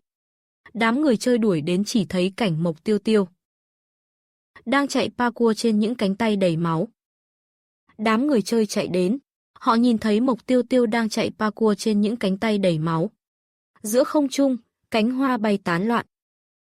Cậu không chỉ đá vỡ bức tranh, mà còn né tránh những cánh tay máu và hoa rơi. Đám người chơi nhìn cậu với ánh mắt thán phục. Đây chính là kỹ năng của đại lão sao? Thật là khủng khiếp. Mộc tỷ cẩn thận. Tiêu Dao ném một con dao tới, giúp Mộc Tiêu Tiêu phá vỡ một bức tranh. Cậu dậm chân lên tường mượn lực nhảy qua. Cánh hoa hồng dưới đất tan biến. Cánh tay máu cũng biến mất. Mộc tỷ uy vũ, hôm nay lại được chứng kiến kỹ năng của Mộc tỷ. Mộc Tiêu Tiêu mỉm cười, bình thản như thường. Quản gia và ông chủ NOSS đang đứng ở hành lang với vẻ mặt u ám. Những bức tranh đã bị phá hủy hết rồi, tiểu thư, cô muốn giải thích gì không? Mộc Tiêu Tiêu ra vẻ vô tội. Chính những bức tranh động tay trước mà. Chúc ông ngày mai hái được những bông hồng đẹp nhất nhé. Lời của NOSS chẳng có chút thành ý nào, giống như đang nói rằng Mộc Tiêu Tiêu chắc chắn sẽ không hái được bông hoa nào đạt tiêu chuẩn. Ông NOSS thật là khách sáo. Tôi cũng xin gửi lời chúc nhỏ bé của mình, mong rằng tối nay vợ ông sẽ đến tìm ông, cùng ông trải qua một đêm vui vẻ. NOSS lạnh mặt, ra lệnh cho quản gia dọn dẹp. Vâng, thưa ngài. Quản gia cúi đầu, nhanh chóng làm theo lệnh.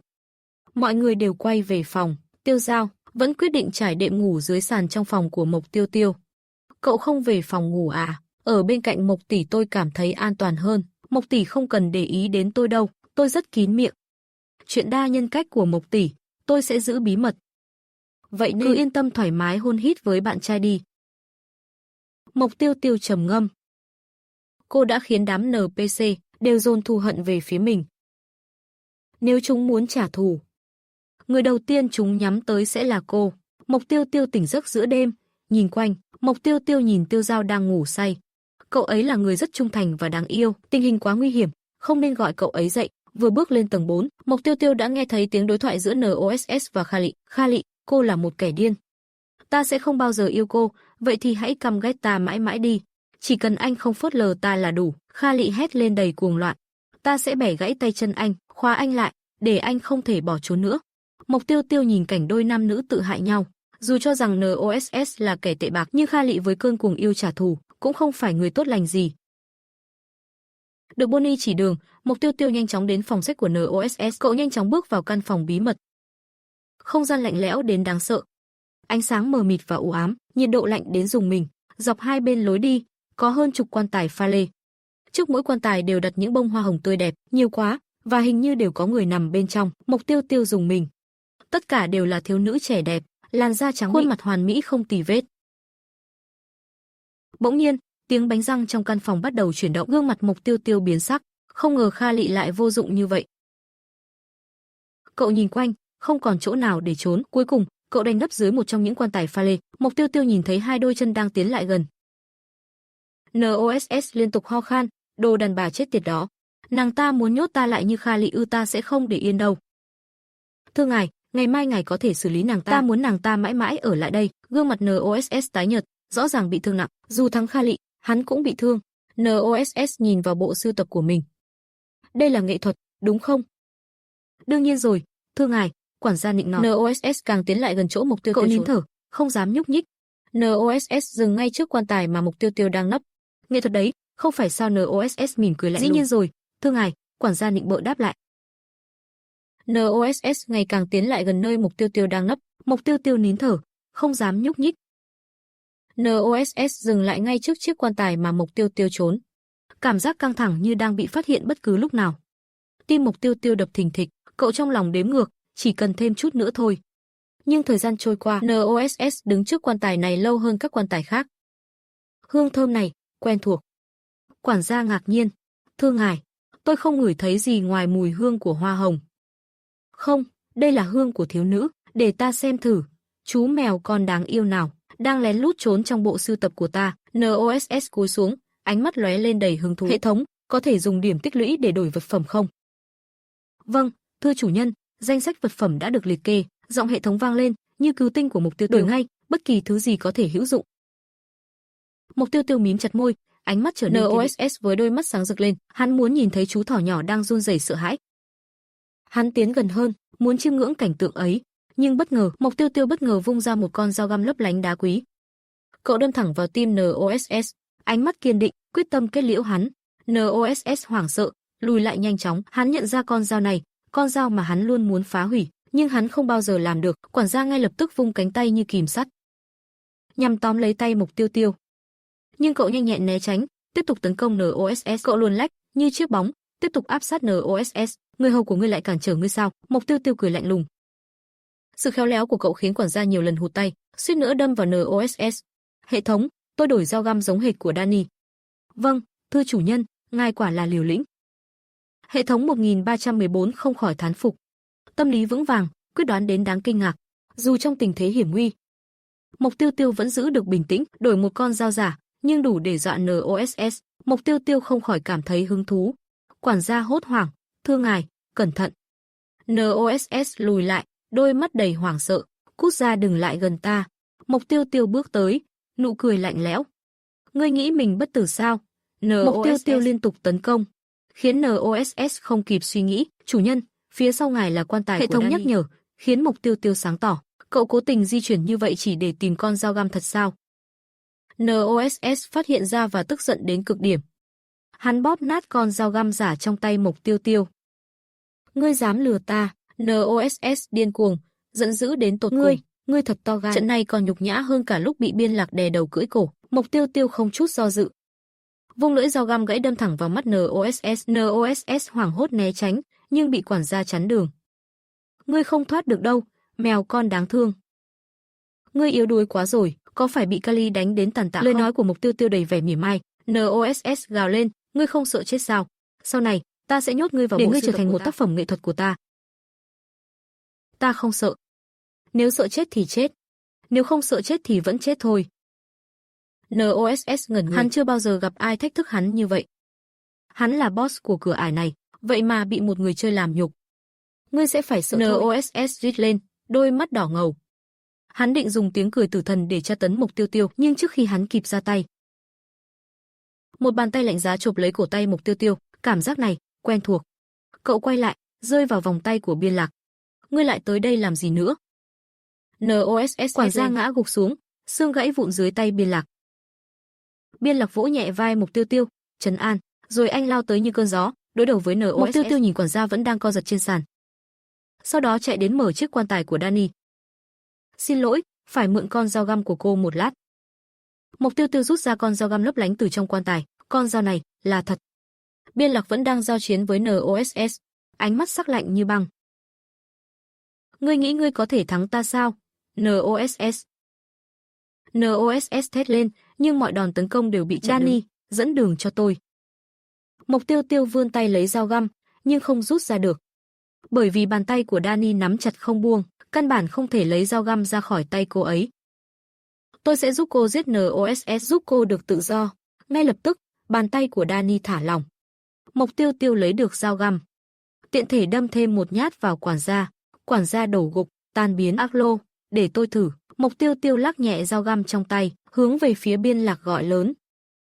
Sát thương của Biên Lạc lên NOSS luôn được cửa ải phục hồi thương thế. Được, Biên Lạc đáp lại, tạo cơ hội cho Mộc Tiêu Tiêu. Mộc Tiêu Tiêu chớp lấy cơ hội, đâm một nhát vào NOSS. Nhưng NOSS quá nhạy bén, né tránh ngay tức khắc. Vết thương chưa kịp phục hồi. Tốt lắm. Mộc Tiêu Tiêu quan sát vết thương do dao găm gây ra, chắc chắn rằng dao găm này thực sự hiệu quả. Nó là pháp bảo có thể tiêu diệt NOSS. Mộc Tiêu Tiêu mắt sáng lên, nắm chắc cơ hội lần nữa. Lần này, cậu đâm thẳng vào tim NOSS. NOSS gào thét, tay bị Biên Lạc há miệng, định cắn Mộc Tiêu Tiêu. Mày không trốn được đâu, đồ khốn kiếp. Mộc Tiêu Tiêu mặt lạnh tanh. Lần này, Mộc Tiêu Tiêu đâm mạnh dao găm vào tim NOSS. NOSS gào thét giận dữ, tay hắn bị Biên Lạc giữ chặt. Hắn há miệng, định cắn Mộc Tiêu Tiêu. Mày không trốn được đâu, đồ khốn kiếp. Mộc Tiêu Tiêu mặt không cảm xúc. Một tay chống cằm NOSS. Dao găm liên tục đâm vào hắn. Biên Lạc tung một cú đá, hất NOSS. Hình bóng NOSS mờ dần. Cuối cùng biến mất hoàn toàn trong mật thất lạnh lẽo.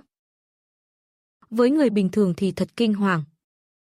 Nhưng Mộc Tiêu Tiêu và Biên Lạc vẫn bình thản. Cả hai nắm tay nhau, nhìn về phía những người phụ nữ. Họ đồng loạt ngồi dậy từ quan tài.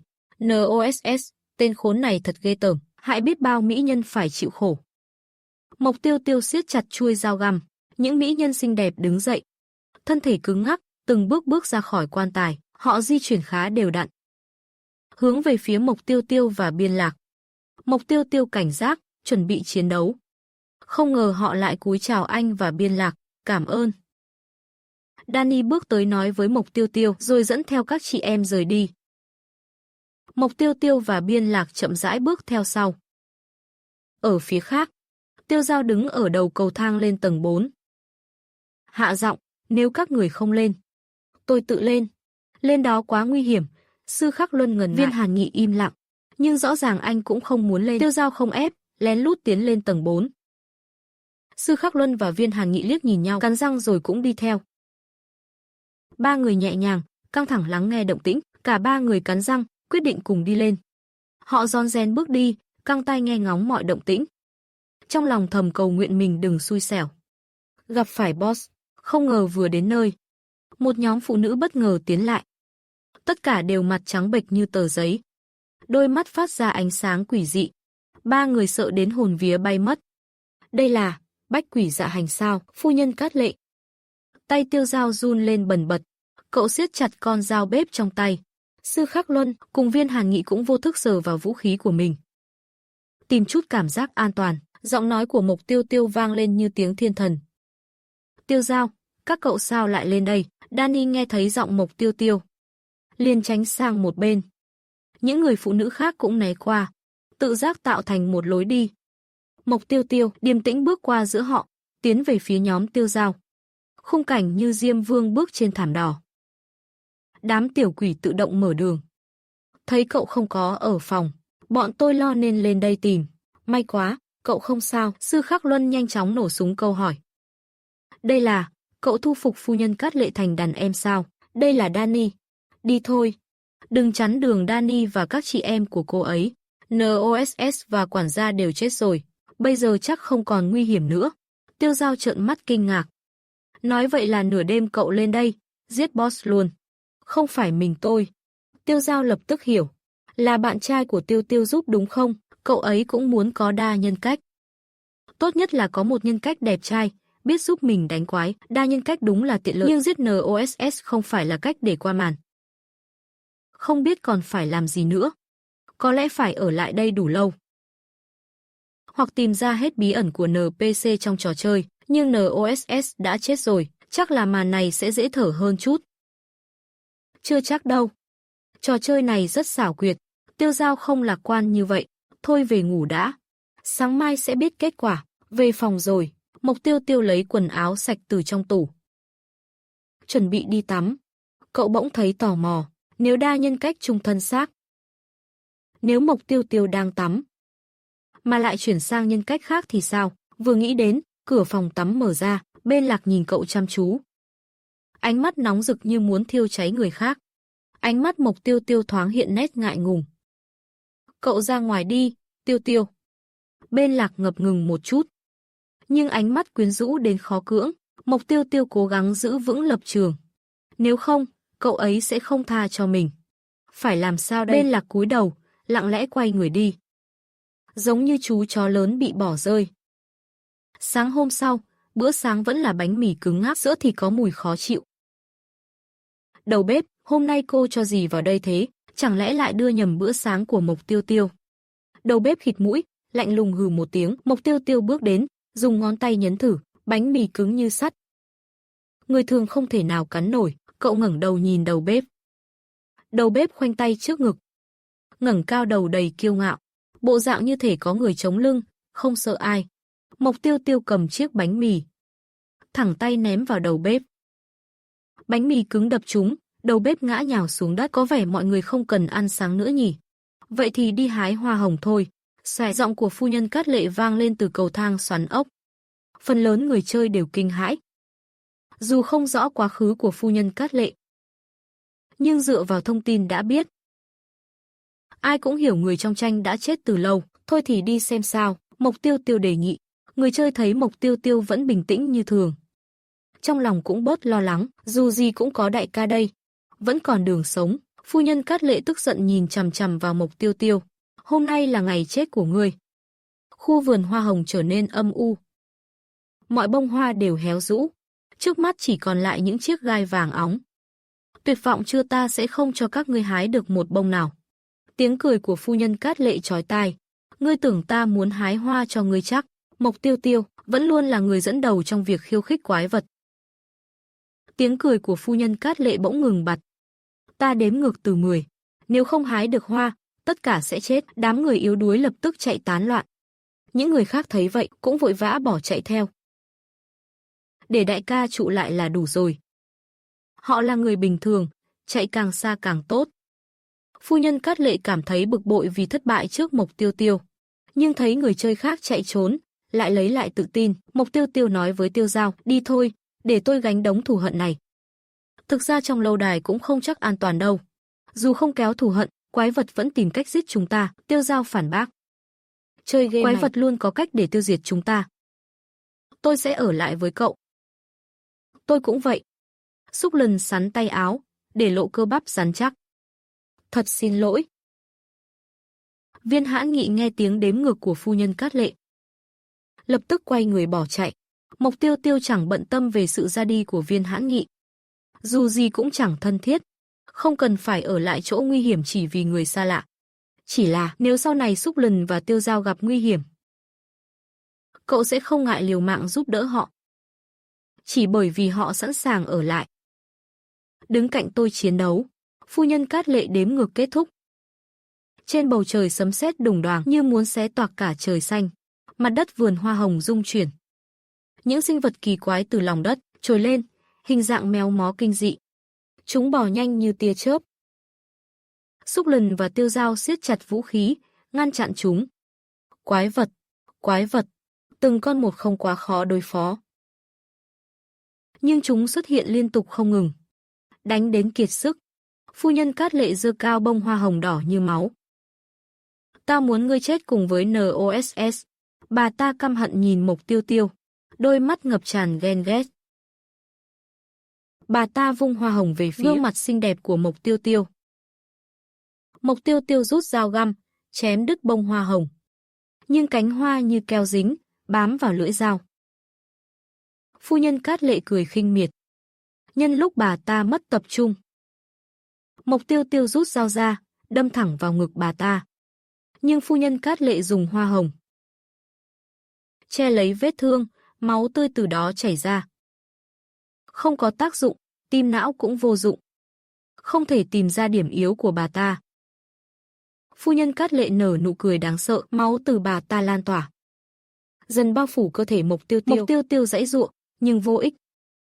Cậu bị nuốt chửng hoàn toàn. Hết rồi, tiêu thật rồi.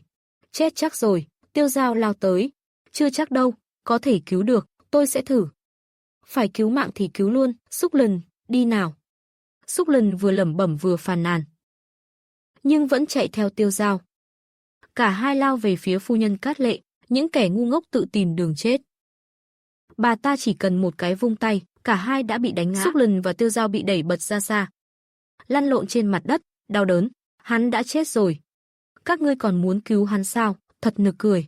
Lũ quái vật ùn ùn kéo đến, vây kín Tiêu Dao và Xúc Lần. Hai người bị bao vây, sức lực và hơi thở dần bị áp đảo. Một lưỡi dao sắc nhọn xé toạc lồng ngực của phu nhân Cát Lệ. Mộc Tiêu Tiêu bước ra từ bên trong. Trên tay tôi cầm một chiếc nhẫn hồng ngọc. Viên hồng ngọc như thể có máu đang chảy trong đó. Da của phu nhân Cát Lệ bắt đầu khô cằn. Bà ta gào thét cuồng nộ, trả lại cho ta, đó là quà của NOSS tặng ta. Phu nhân Cát Lệ lảo đảo, không còn đứng vững, bà ta ngã xuống đất, duỗi tay ra với lấy chiếc nhẫn. Mộc Tiêu Tiêu lao vào giữa đám quái vật, giải cứu Xúc Lần và Tiêu Dao. Mộc tỷ, tuyệt quá, chị còn sống. Tiêu Dao vui mừng đến phát khóc. Xúc Lần vừa thoát chết, nước mắt giàn giụa, anh ta lau mặt, nhưng toàn là bụi bẩn. Quái vật không là vấn đề với tôi. Tôi liếc mắt sang bên, thấy phu nhân Cát Lệ đang bò lê lết trên mặt đất, một vệt máu dài kéo theo dấu vết của bà ta.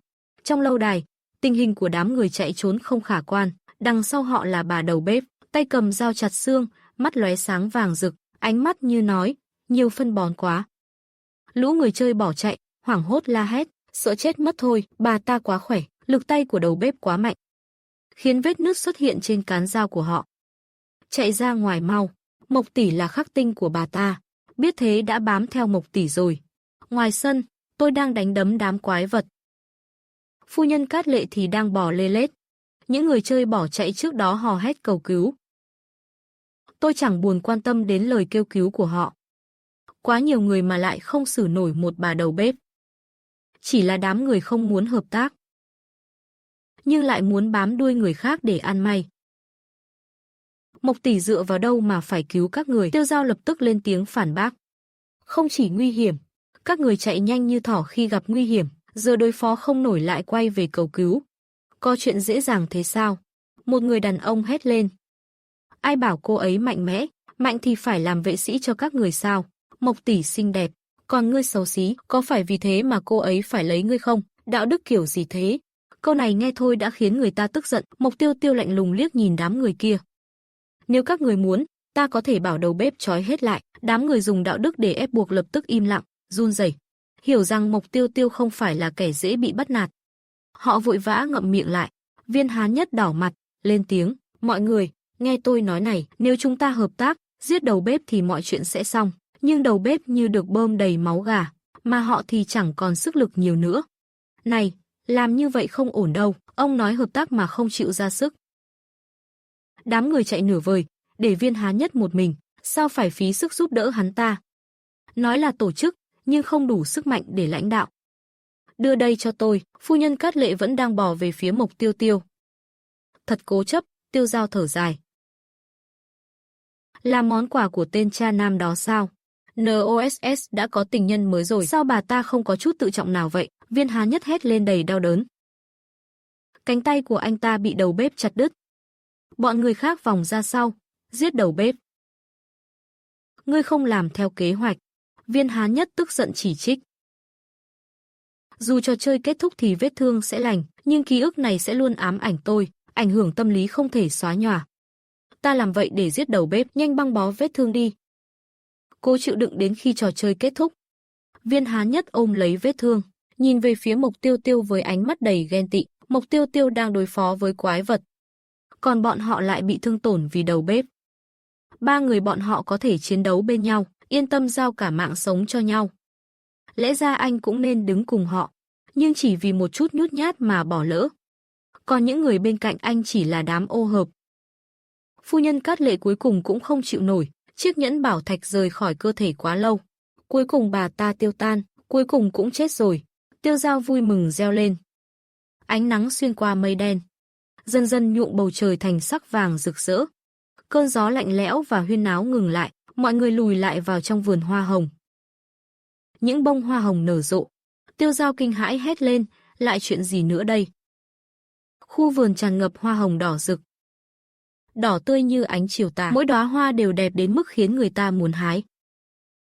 Các người chơi khác nhận được thông báo kết thúc trò chơi, bị đưa về màn tiếp theo, chỉ còn lại Mộc Tiêu Tiêu.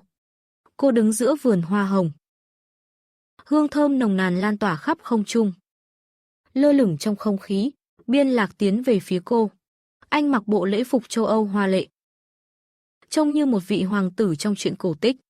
Mái tóc đen của anh đã trở thành màu vàng kim nhạt. Sao anh lại thay đổi ngoại hình vậy? Biên Lạc không trả lời. Anh chỉ càng bước nhanh hơn, cuối cùng ôm chầm lấy cô. Tiêu Tiêu, mọi chuyện đã kết thúc rồi. Bây giờ màn này là của anh rồi. Mộc Tiêu Tiêu để anh ôm mình một lúc lâu. Sau đó cau mày đẩy anh ra, bây giờ đến lượt tôi tính sổ với anh không nói với tôi điều gì cả, anh thật đáng ghét. Cô giơ nắm đấm đấm lên người anh. Nhưng lại bị các phụ kiện trên trang phục của anh làm xước tay. Nhìn thấy vết đỏ trên mu bàn tay. Cô càng bực bội, đồ áo quái quỷ gì đây? Được rồi, anh sẽ cởi ra để em đánh. Biên Lạc cười, dịu dàng nắm nhẹ nhàng xoa vết đỏ trên tay cô. Anh lại muốn giở trò đấy à? Biên Lạc nhớ lại khi trước mất trí nhớ, anh đã làm những chuyện giữa đêm khuya. Vậy thì, không thì để em đâm anh một nhát nhé. Nói rồi đấy, để em đâm, nhắm mắt lại đi. Mộc Tiêu Tiêu hờn dỗi nói. Biên Lạc nhắm mắt lại. Chỉ cần Tiêu Tiêu vui là được, anh làm gì cũng không sao, trong lòng tràn ngập cảm giác ấm áp. Anh khẽ mở mắt, nhìn thấy nụ cười cong cong như trăng khuyết của cô. Em nói sẽ đâm anh cơ mà, cuối cùng lại là hôn anh. Khoảnh khắc này, cảm giác ngọt ngào tràn ngập trong lòng anh. Tiêu Tiêu, sau này em vào game, anh sẽ luôn ở bên. Nói rồi, Biên Lạc ôm chặt lấy Mộc Tiêu Tiêu. Nhưng ngay sau đó, người trong lòng anh tan biến, anh chỉ ôm lấy khoảng không. Bây giờ em là tân thủ cấp 1, có thể sử dụng nhiều thứ hơn. Anh sẽ giúp em tăng cường thể chất. Thời gian trong game và ngoài đời giống nhau à? Trong game một ngày chỉ là 1 phút ngoài đời. Yên tâm đi, ra ngoài em sẽ thấy chỉ mới qua vài phút. Game sẽ tự động sửa lại mọi thứ ngoài đời thực. Dựa theo tỷ lệ thời gian này. 1 tháng ngoài đời, Biên Lạc đã ở trong game hơn 100 năm rồi. Mộc Tiêu Tiêu mím môi. Không biết anh đã sống thế nào trong đó. Anh có thể sống sót, gặp lại em thật là kỳ diệu. Mộc Tiêu Tiêu hít một hơi sâu. 3 ngày sau mới được vào lại game, cái game này không thể chơi liên tục, thật là vô lý. Thôi thì quay lại hiện thực vậy. Bố mẹ Mộc gia có thói quen tập thể dục buổi sáng. Vừa thức dậy đã nghe quản gia báo cáo. Đại tiểu thư đã thức dậy từ lúc trời còn chưa sáng. Cô ấy đang tập luyện ngoài sân, bộc phát cảm xúc một chút cũng tốt. Mộc phụ thở dài. Mộc mẫu ánh mắt đượm buồn. Tiêu Tiêu đã lâu rồi không tập võ. Hồi nhỏ con bé suýt bị bắt cóc. Vì vậy chúng ta mới cho nó học một ít võ phòng thân. Không ngờ từ taekwondo đến con bé đều nắm vững, luôn đúng giờ tan ca, không bao giờ làm thêm. Sau giờ làm việc, Mộc Tiêu Tiêu đặc biệt hẹn người để đấu luyện. Cô gái nhỏ tay chân yếu ớt, dễ bị thương. Vẫn nên mặc đồ bảo hộ thì hơn. Người đối luyện quan sát Mộc Tiêu Tiêu từ trên xuống dưới. Cô gái này trông quá yếu đuối. Tay không có vết chai sạn. Cơ bắp trên người cũng không rõ ràng. Không cần, cứ trực tiếp vào luôn. Người đối luyện vốn định nhẹ nhàng, kiếm chút tiền. Anh ta từng đạt nhiều thành tích võ. Một cô gái nhỏ bé sao có thể làm gì được anh ta. Nhưng vừa bắt đầu, anh ta đã bị cô quật ngã xuống sàn. Sức mạnh và tốc độ này, người đối luyện lập tức trở nên nghiêm túc. Không phải dạng vừa đâu. Anh ta không còn thái độ hời hợt nữa. Bắt đầu nghiêm túc chiến đấu, Mộc Tiêu Tiêu khẽ mỉm cười. Cơ thể cô đã được hệ thống tăng cường, sức mạnh, tốc độ, mọi chỉ số đều cao hơn người thường. Người đối luyện thở dốc, mồ hôi nhễ nhại. Cô em này định đi thi vô địch quốc gia à? Vừa xinh đẹp, vừa có thiên phú thế này. Sao tôi chưa nghe danh bao giờ? Không phải chuyên nghiệp, tôi chỉ tập cho vui thôi. Anh có thể giúp tôi hẹn người mạnh hơn không? Người đối luyện gần như muốn từ bỏ, tôi đã rất mạnh rồi đấy. Vâng, trong những người tôi có thể hẹn được thì anh mạnh nhất. Cảm ơn anh, tôi về đây. Tôi đã rất mạnh rồi. Đúng vậy, trong số những người tôi có thể hẹn được, anh là người mạnh nhất. Vậy cảm ơn cô. Tôi về đây. Đi đường cẩn thận nhé. Gần đây có một vụ án giết người bí ẩn, nhưng sát nhân bình thường chắc chắn không đánh lại cô đâu. Người đối luyện nhìn Mộc Tiêu Tiêu.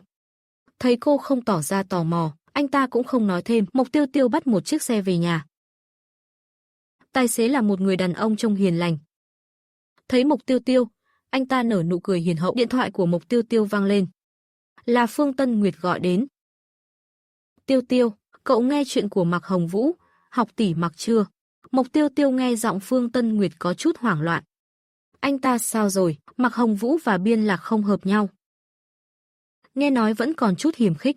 Cậu biết về Mạc Hồng Vũ là vì anh ta từng theo đuổi Biên Lạc, nhưng vài ngày trước anh ta bị phân xác, nhét vào bao tải, vứt ngay trước cửa đồn cảnh sát. Kỳ lạ là xảy ra giữa ban ngày ban mặt. Người qua đường đột nhiên nhìn thấy bao tải đó, camera giám sát cũng không ghi lại được gì. Giống như bao tải đó đột nhiên xuất hiện vậy. Theo đồng nghiệp của anh ta nói, hôm đó giống như đột nhiên xuất hiện vậy. Theo lời đồng nghiệp của anh ấy, hôm đó anh ấy đi taxi về nhà, thời tiết cũng giống hôm nay, là một đêm mưa rông. Hung thủ rất có thể là kẻ sát nhân không để lại bất kỳ dấu vết nào. Bầu trời bên ngoài lóe lên ánh chớp xé toạc màn đêm, tiếng sấm nổ vang dội. Mộc Tiêu Tiêu ngẩng đầu, thấy gương mặt của tài xế trong gương chiếu hậu, gương mặt anh ta thoáng chút quái dị. Cô quay đầu nhìn ra ngoài, vẫn là đường về nhà. Tuổi trẻ như vậy mà đã ra đi, thật đáng tiếc. Học tỷ thật đáng thương. Hung thủ nhất định sẽ không có kết cục tốt đẹp. Ai mà biết được. Cậu đang ở đâu vậy? Sao tiếng sấm bên cậu lớn thế? Trên taxi. Đừng cúp máy. Vừa nhắc đến chuyện của Mạc Hồng Vũ, Phương Tân Nguyệt cảm thấy hơi lo sợ. Cô lo lắng Mộc Tiêu Tiêu gặp chuyện. Mộc Tiêu Tiêu nhìn ra ngoài cửa sổ, thấy những tòa nhà quen thuộc, cô mỉm cười. Tớ về đến nhà rồi, thật may. Phương Tân Nguyệt thở phào nhẹ nhõm. Là do tớ suy nghĩ quá nhiều, làm sao lại trùng hợp đến vậy được. Mộc Tiêu Tiêu cúp máy. Cô nhìn đồng hồ, lông mày khẽ nhíu lại. Tài xế nở nụ cười, ánh mắt anh ta tràn đầy ác ý. Mưa lớn quá, tiểu mỹ nhân, nhanh về nhà đi. Nhìn ra ngoài cửa sổ không có bất kỳ tòa nhà nào, chỉ là một khu rừng rậm rạp, khung cảnh hoàn toàn khác với lúc trước khi xe dừng lại. Anh, chính là hung thủ giết học tỷ Mạc. Tài xế nhấc lên một con dao sáng loáng, gã tài xế biến thái liếm nhẹ lên lưỡi dao. Nếu cô đang nói đến vụ giết người phân xác mấy ngày trước, thì đúng, là ta làm đấy. Cô bé à, ta cho cô 10 phút để chạy trốn. Chạy nhanh đi nào. Mộc Tiêu Tiêu nhìn ra ngoài con đường lầy lội. Quá bẩn rồi, không muốn chạy, nếu muốn chạy, anh chạy đi, tôi có thể cho anh 20 phút. Gã tài xế ngẩn người, hoàn toàn bất ngờ, thế là cô coi thường ta phải không? Gã tài xế tức giận, xoay người vung dao lao về phía Mộc Tiêu Tiêu. Mộc Tiêu Tiêu dễ dàng tước lấy con dao từ tay hắn. Đúng vậy, tôi khinh thường loại người như anh. Chỉ biết bắt nạt những cô gái yếu đuối. Loại người như anh chỉ thích cảm giác quyền lực. Nhưng thực chất lại yếu đuối, chỉ dám chọn đối tượng dễ bắt nạt. Gã tài xế nở nụ cười tự mãn. Ha, cô chỉ là một con người bình thường. Sao dám chống lại ta, cô không biết mình đang đối đầu với ai đâu. Ta là thần. Thần đang chơi trò chơi mà nghĩ mình là thần sao. Thật đáng ghét, trò ảo giác này đầy sơ hở. Dựa trên tốc độ xe và thời gian, khung cảnh ngoài cửa sổ không khớp. Theo kế hoạch, tôi đã phải về đến nhà từ 10 phút trước. Thật là phí thời gian, cực kỳ khó chịu. Thần cái gì đúng là trò cười.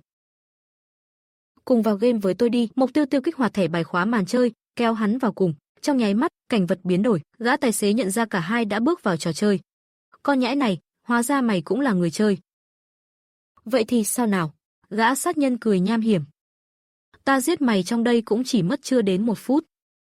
Mộc Tiêu Tiêu túm lấy cổ áo hắn, đập mạnh vào cổ. Trên cổ có tấm biển, khu nghỉ dưỡng đẫm máu. Hắn vùng vẫy, nhưng cổ tay bị cô bóp chặt. Sức mạnh của cô khiến hắn kinh hoàng. Những người chơi khác nhìn thấy cảnh tượng bạo lực này. Họ ngạc nhiên rồi lẳng lặng lùi lại, tránh xa khỏi cô gái bạo lực. Tiểu mỹ nhân này không dễ chọc đâu. Một chút nữa thôi, cô sẽ giết chết hắn. Cẩn thận đấy, giết người trong game sẽ bị hệ thống trừng phạt và xóa bỏ. Những người chơi muốn bắt chuyện đều lặng lẽ lùi bước, không nên dây vào mỹ nữ bạo lực này. Một chút nữa là cô ấy giết hắn thật rồi. Hệ thống cảnh báo, giết người trong trò chơi sẽ bị hệ thống xóa bỏ. Hệ thống 1.314 nhắc nhở. Mộc Tiêu Tiêu buông tay. Vô dụng. Tên sát nhân run rẩy nhìn cô. Lúc này, một người phụ nữ mặc sườn xám từ khu nghỉ dưỡng bước ra. Dù còn cách vài bậc thang đá, nhưng chỉ vài bước, bà đã đứng trước mặt mọi người. Họ biết ngay đó là NPC. Người chơi lập tức tập trung cao độ. Chào mừng các vị đến khu nghỉ dưỡng. Tôi là quản lý. Gần đây khách sạn quá đông nên cần tuyển thêm lao động tạm thời. Không kịp huấn luyện, sống sót hay không, phụ thuộc vào sự khéo léo của các người. Theo tôi, người phụ nữ xoay người, dẫn đầu. Tên sát nhân loạng choạng đứng dậy, rõ ràng đã dùng điểm để chữa trị. Hắn bước đi bình thường như không. Cả nhóm theo chân quản lý bước lên cầu thang, không ai dám tụt lại.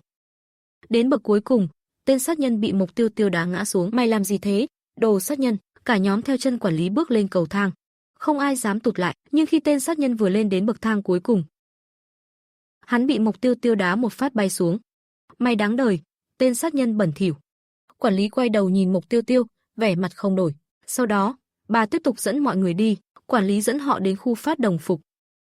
Đồng phục của khu nghỉ dưỡng, nữ thì mặc sườn xám thêu hoa màu be, màu sắc thanh lịch, nam thì mặc trường bào màu xanh. Mọi người nhanh chóng thay đồ. Khi thấy Mộc Tiêu Tiêu bước ra, nam người chơi mắt sáng rực, sườn xám ôm sát cơ thể cô, tôn lên vóc dáng hoàn mỹ. Mỗi bước đi của cô đều thanh nhã, quyến rũ. Vẻ đẹp kiêu sa và tao nhã đến khó cưỡng, ngay cả nữ người chơi cũng không khỏi ngưỡng mộ, đúng là mỹ nữ thật sự. Quản lý phát cho mọi người bảng tên, đeo trước ngực, sau đó các người sẽ được phân công công việc. Một số người được phân vào bếp, một số khác vào khu phòng khách, một số nữa vào phòng trà. Chỉ riêng Mộc Tiêu Tiêu được phân vào phòng tắm VIP. Cô bước theo chỉ dẫn, trên đường đi, Mộc Tiêu Tiêu hơi nhíu mày. Cô cảm giác phòng VIP này chắc chắn có vấn đề. Ha ha ha, cô thật xui xẻo. Một NPC đeo kính to nói cô là nhân viên tạm thời mới đến. Nơi này toàn khách khó tính, khó chiều. Hắn cười phá lên. Da thịt cô trắng trẻo, cẩn thận kẻo bị ăn thịt đó. Mộc Tiêu Tiêu không để ý, đẩy cửa bước vào. Bên trong là không gian rộng lớn, với đủ loại dụng cụ tắm, từ khăn tắm lớn đến bàn chải tắm dài. Mùi ẩm mốc và hôi thối sộc lên mũi, cái phòng tắm gì mà bẩn. Tên sát nhân bịt mũi, suýt chút nữa ngất đi vì mùi hôi. Đúng là địa ngục trần gian. Một NPC cạnh đó liếc hắn, không muốn làm việc thì cút đi. Tên sát nhân lầm bầm trong lòng, nếu có cơ hội, nhất định phải giết chết con ả này. Hắn siết chặt nắm đấm, tức tối, nhưng hắn cũng biết hiện tại không thể làm gì. Mình sẽ tìm cơ hội sau. Ánh mắt hắn rực lên sự thù hận, nhắm về phía Mộc Tiêu Tiêu. Hắn nghiến răng, có cơ hội nhất định phải giết chết ả đàn bà này, để cô ta bị quái vật xé xác. Mặt đất bắt đầu rung chuyển, như thể có thứ gì đó khổng lồ đang di chuyển. Âm thanh ngày càng gần. Một con búp bê da đen khổng lồ xuất hiện. Nó mặc yếm đỏ, miệng há rộng, lộ ra hàm răng nanh sắc nhọn, đôi mắt nó to như hai chiếc đèn lồng. Hôm nay khách VIP của phòng tắm là nó. Tên NPC nhếch mép cười, coi bộ nhân viên phục vụ sẽ chết chắc rồi. Hắn liếm môi, lưỡi đỏ tươi dài ngoằn ngoèo. Tên sát nhân nhìn con búp bê da đen. Nó nhặt bừa một vị khách, nhai ngấu nghiến. Hắn vui mừng khôn xiết, con mụ đó cũng sẽ bị nhai nát thôi, cái con đàn bà đáng ghét đó. Còn đứng đó làm gì, mau đi dọn nhà vệ sinh đi. Tên NPC đá tên sát nhân một cú, đá hắn lăn xuống hố. Con búp bê da đen vừa đi vừa chọn người để ăn. Khách hay nhân viên phục vụ đều hoảng loạn bỏ chạy. Không ai dám ở lại gần nó. Quản lý mặc sườn xám thêu hoa bước đến. Nhìn thấy một nhân viên mới da trắng nõn, có vẻ rất ngon miệng. Ngươi biết quy tắc của chúng ta chứ, khách hàng là thượng đế. Ai phục vụ không tốt sẽ bị ta ăn thịt. Con búp bê da đen càng nói càng phấn khích. Nó chưa kịp tiến vào phòng tắm, đã bị một dây leo màu xanh biếc quấn lấy chân. Cái gì vậy? Con búp bê nhìn xuống chân, thấy sợi dây leo mỏng manh, nó chẳng thèm để ý. Nó đưa tay muốn bứt đứt dây leo. Nhưng dây leo bỗng lớn dần, càng lúc càng dày cộm. Chỉ trong chớp mắt, dây leo quấn chặt lấy búp bê da đen. Trên thân dây mọc đầy gai nhọn. Gai nhọn siết chặt lại, âm thanh rắc rắc vang lên liên tục. Xương của con búp bê bị nghiền nát. Máu đen đặc sệt từ cơ thể nó chảy ra, bẩn thỉu vô cùng. Dây leo như một con rắn quấn chặt, rồi nhanh chóng trườn về phía phòng tắm. Khách quý, xin mời vào. NPC đeo kính lớn ở phòng tắm run rẩy nhìn dây leo, đáng sợ quá. Xin mời vào trong gương, sẽ có người phục vụ quý khách. Mộc Tiêu Tiêu ngửi thấy một mùi kỳ lạ. Không phải là mùi hôi, nhưng khó chịu. Cậu quay đầu lại, thấy một thứ giống như dây thừng đen. Thứ đó đang tiến vào. Mộc Tiêu Tiêu nở nụ cười lịch sự hỏi. Ngài có thể thu nhỏ cơ thể lại một chút không? Tên NPC đeo kính lớn tròn xoe tai nghe Mộc Tiêu Tiêu nói. Trong lòng nghĩ, tên nhân viên mới này gan to quá, sợi dây leo đột ngột thu nhỏ lại. Xin cảm ơn, Mộc Tiêu Tiêu thầm nghĩ, vị khách này tính tình cũng khá dễ chịu. Cậu quay đi lấy đồ dùng tắm rửa. Nhưng dây leo nhanh chóng chắn trước mặt cậu. Tôi đi lấy đồ tắm rửa, ở bên kia. Mộc Tiêu Tiêu giải thích, không hiểu sao, cậu có cảm giác rằng dây leo muốn giúp cậu. Để tôi lấy là được. Phần đầu dây leo trùng xuống, trông như đang thất vọng. Mộc Tiêu Tiêu nhanh chóng lấy đồ dùng tắm rửa. Cậu bật vòi sen, bắt đầu xịt nước lên khách hàng. Dòng nước rửa trôi một phần chất lỏng đen bám trên dây leo, lộ ra lớp màu xanh lốm đốm bên dưới, nhưng phần lớn chất lỏng đen vẫn dính chặt lên thân dây leo. Mộc Tiêu Tiêu lúc này đã nhận ra thứ này là gì. Dây leo co lại, gai biến mất, bề mặt trở nên mịn màng. Quý khách muốn dùng loại sữa tắm nào? Mộc Tiêu Tiêu mở từng chai sữa tắm, ngửi thử. Có rất nhiều hương thơm để lựa chọn. Dây leo cuộn lấy chai sữa tắm hương sữa, hóa thành một cái miệng lớn. hút sạch sữa tắm như uống nước. Thưa khách, đây là sữa tắm không phải để uống. Nếu ngài muốn uống sữa, tôi có thể mang đến cho ngài. Dây leo há miệng, phun ra hàng loạt bong bóng đủ màu. Mộc Tiêu Tiêu ngửi thấy mùi sữa nồng đậm. Cậu không biết nên khóc hay cười. Hương Bạc Hà thì sao? Dây leo ngừng ăn uống, thu chân lại, ngoan ngoãn gật đầu. Mộc Tiêu Tiêu mỉm cười. Cậu lấy sữa tắm bắt đầu thoa đều lên bàn chải và nhẹ nhàng kỳ cọ cho khách. Dây leo phối hợp với động tác của tôi, tự xoay người để tôi kỳ cọ. Không cần tôi phải di chuyển, dây leo tự mình xoay tròn trong bồn tắm. Dần dần, hương sữa và bạc hà hòa quyện lan tỏa khắp phòng tắm. NPC mắt to bên ngoài lén lút đến gần, không nhịn được mà vén nhẹ rèm thêu tranh sơn thủy. Hắn tò mò nhìn vào bên trong, sao chẳng có chút động tĩnh nào nhỉ? Không thể nào, khách của chúng ta từ bao giờ lại dễ tính đến vậy? Dây leo mà chẳng gây chuyện gì cả. NPC mắt to muốn nhìn rõ hơn. Ý nghĩ vừa lóe lên trong đầu. Dây leo đột ngột bắn ra một chiếc gai. Chiếc gai lao thẳng vào NPC mắt to. Hắn ôm đầu đau đớn kêu khóc, mình đúng là bị điên mới nghĩ khách dễ tính. Cơn đau này như muốn lấy mạng mình vậy. Đã sạch sẽ rồi, tôi rửa sạch bọt xà phòng trên dây leo. Dây leo trở nên xanh mướt, tràn đầy sức sống. Tôi khẽ gật đầu hài lòng dù không có mắt. Dây leo vẫn quay đầu nhìn quanh, như muốn chắc chắn rằng mình đã sạch sẽ. Tôi cầm một chiếc khăn tắm lớn đưa tới. Ngài có thể dùng để lau khô nước. Dây leo cuốn lấy khăn, rồi bất ngờ vòng quanh eo thon của tôi.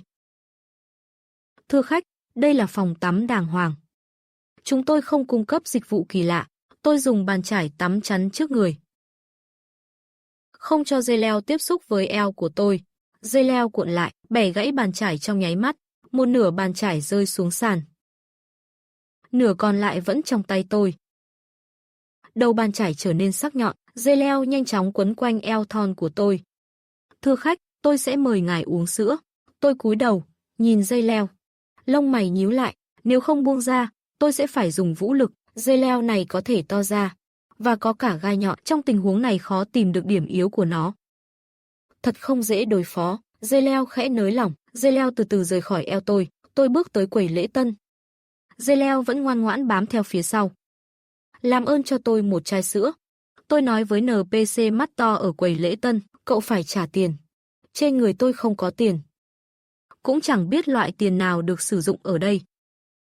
Cứ ghi nợ, khi có lương tôi sẽ trả. Không nhận ghi nợ. NPC mắt to từ chối dứt khoát. Ký chủ, có thể dùng điểm tích lũy để đổi tiền ở thế giới này. Tiện thể nói luôn, cô còn có thể đổi tiền sử dụng ở thực tế. Hệ thống bình thản lên tiếng. Tôi không muốn dùng điểm tích lũy để đổi tiền. Ký chủ thật keo kiệt. Hình tượng nhân vật không sụp đổ. Đứng nhất bảng tích điểm mà không chịu dùng. Tôi vừa định nói với NPC mắt to. Đây là khách yêu cầu, thì cảm giác gió từ phía sau nổi lên. Một dây leo xanh biếc từ bên cạnh tôi quất ra. Đánh lên quầy lễ tân để lại vết nứt sâu hoắm. Đầu dây leo như một lưỡi dao sắc bén. Chĩa thẳng vào giữa trán NPC mắt to, hóa ra là khách yêu cầu. Lẽ ra phải nói sớm chứ. NPC mặt biến sắc, nhưng tay chân luống cuống vội vàng đi lấy sữa. Chỉ lấy một chai. Đầu dây leo tách ra làm hai nhánh, giơ lên như đang đòi thêm.